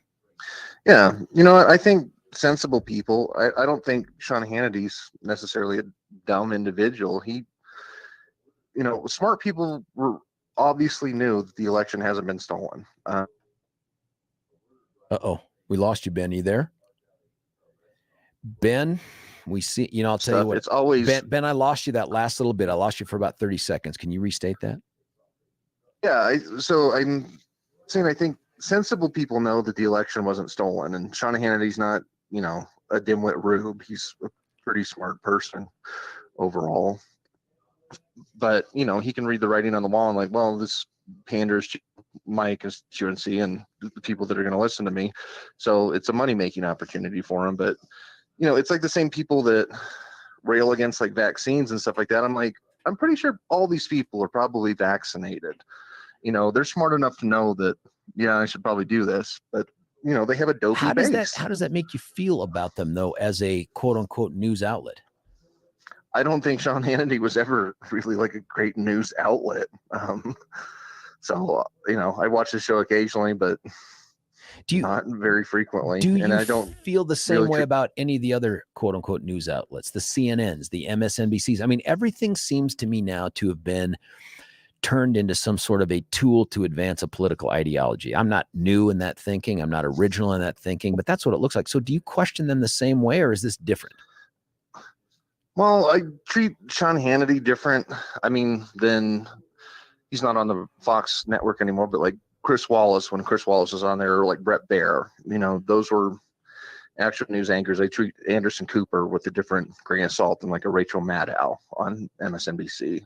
You know, they're kind of more opinion-based sort of things. And well, and is that the out then? Is other. That Sean is like, I'm not a news guy, I'm a commentary guy, and therefore it matters less? Does it matter less to you because of that? My issue is that people don't see it the same way that I do, and they do treat it as, oh, this is factual information, this is news, and they don't, you know, set it in a different category. And I think those people are just kind of dopey individuals, and there's nothing I can do about that. But that's my issue probably with programming like that, is people think it's news and it's not really. Ben, does it change what you would do watching Sean or Fox moving forward any more or any less, or does it change your thoughts at all on the stolen election stuff? No, because I knew the election wasn't stolen. I mean, there's been no proof. They've run through 60 court cases, and like the Kerry Lake trial that just happened. I mean, she got obliterated. Was it a trial? Was there a trial, or was it just a hearing on a motion? It was a hearing. I think it was a hearing, and there was 8 out of the 10 that had been dismissed, and then I think 2 went there, and then 2 actually went to court, and then the judge was just like, yeah, this is frivolous, and just threw them out. So, and now she's apparently being asked to recoup, I think, $700,000 in legal fees. That's a lot of money. Yeah. Well, don't file frivolous lawsuits. I wish we had that rule in place and actually acted upon. We do have, to some extent, a loser pays sort of an environment. It's not nearly what they have in England, what they have in England, but I'd love to see that happen more. I'd love to see people get crushed. Yeah, I would too, if they're filing frivolous stuff that's, not based in reality and just for the heck of it, because otherwise that comes out of, taxpayer dollars. Wasn't in Colorado this time, but taxpayers of Arizona had to pay, for the jury, the judge, all the people to show up, getting subpoenas, all that stuff, like discovery, they have to pay for all that stuff. And it's like, based on what? Because this lady's crazy and is filing some frivolous lawsuit? Yeah, I don't know. And maybe this is a unique topic for that sort of thing, but I'd like to see the courts use less to resolve stuff like this, especially if the loser has to pay. Ben, thank you so much for giving the call, man.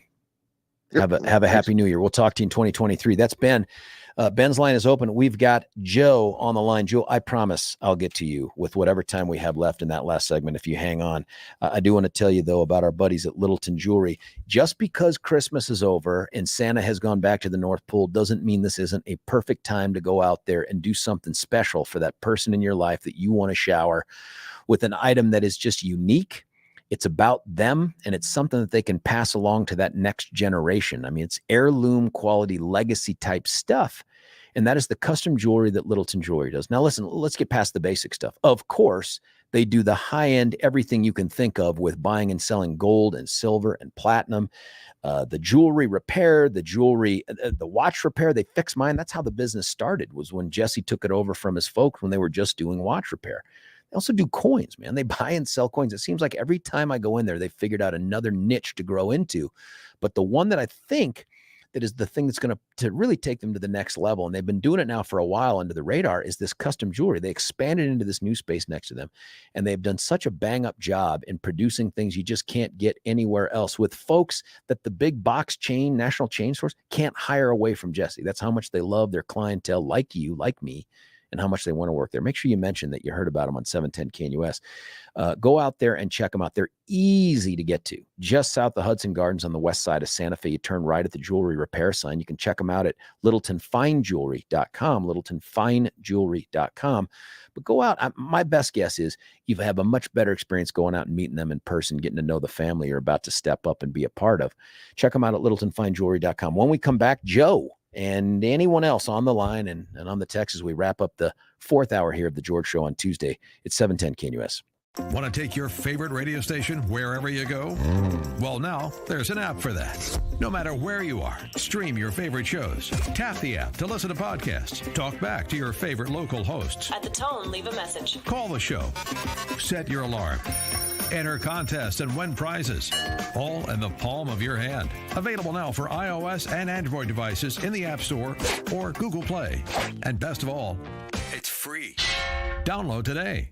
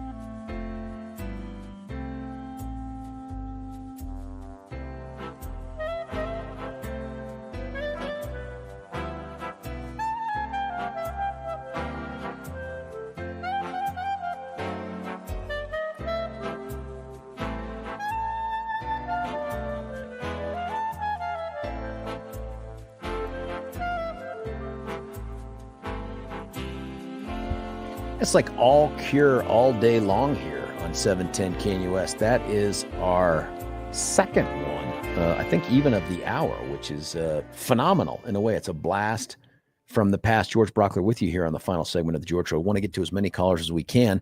Let's go right to line number 2. It says Joe from Arvada. Can that possibly be true? Joe, how are you? Well, hi, George. I finally got through. Billy's gone, so he didn't dump me as usual. I listen, really in Billy's appreciate- defense, Billy runs interference on every single phone call, so you're not I special get in it. that way. I understand. George, I tell you what, you make me, kind of happy because I remember when I was young. Yes, when I was young, we used to take kids snipe hunting, and I really like to take you and Billy snipe hunting. I've got a paper bag and a flashlight for you. Yeah. I hope we catch some. Well, the other thing is I hear that Dick and Liz Cheney are starting a Wyoming hunting party group for attorneys. Listen, I'm concerned because sometimes going hunting with Dick Cheney is taking your life into your hands. So what are your thoughts on the whole Sean Hannity thing? Was that a revelation to you? Do you care? Do you agree with him? Disagree with him? Well, I will tell you this. I think you've been sucked into the haters of Donald Trump. I'm not a so hater. Sorry. You were wrong. I voted for him twice, man. The election, and I'll tell you, even in the Curry Lake election, there were grown men that left their precinct, couldn't vote because the lines were too backed up. People tried to go after work, couldn't get in.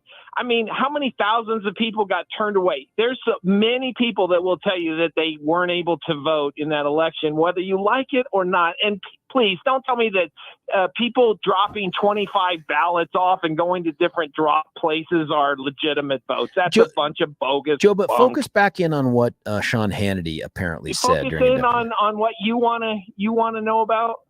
Right. That's how the talk radio thing works. I think that Sean Hannity knows more than you ever even thought of. And as far as okay, so if that's the case, and he says, I don't believe for a second that the election was stolen by Dominion. Do you agree with him? Listen, I told you, I've said this many times. Nobody has the receipts for the machines unless they're actually looked at. In other words, why can't we audit the election? So you disagree with Sean Hannity? No, what I agree with is this: until we're able to open up the and look inside the box, we're not going to be able to decide whether the machines are being horrifically, scammed. I think it's been proven. All the Democrats said this 5 years ago, that when Donald Trump won, that the Dominion machines were easily hackable. And then they reversed their position 4 years later. Why it did they sounds do that? like you say you disagree with Sean when he says, I didn't believe for a second that the election was stolen by Dominion. Do you agree with him? I don't know whether he's right or not. I honestly, I don't.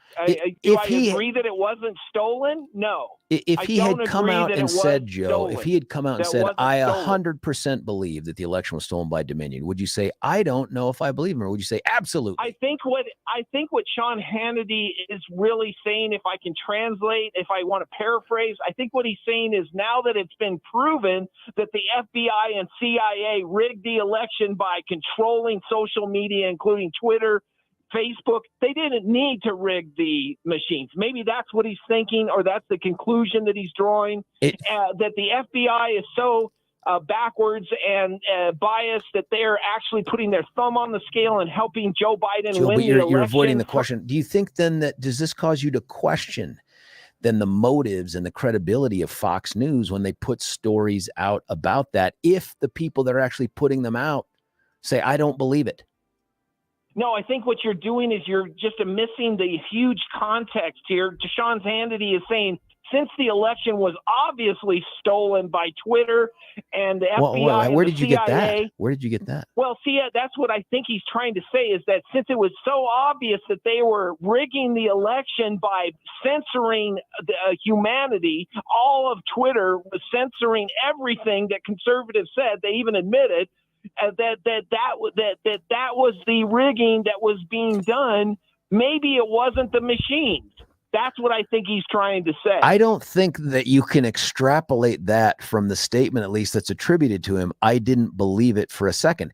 You said now that it's been proven. One, I don't know that it's been proven, but two, he said this from the very beginning. I don't believe for a second. Okay, and Joe, dang obviously, Joe, forgive me. You don't believe that Twitter is being honest. Hey, George, I really do want to take you snipe hunting. I've got the bag. I've got the Happy New flashlight. Year, Joe. Happy New Year, buddy. Thanks for calling in. Hey, listen, that does it for us. We'll be back tomorrow. Bill will be back in. Blake, thanks for covering for us. Stick around for Charlie Kirk. We go live and local at 3. It's George Brauchler, 710 KNUS.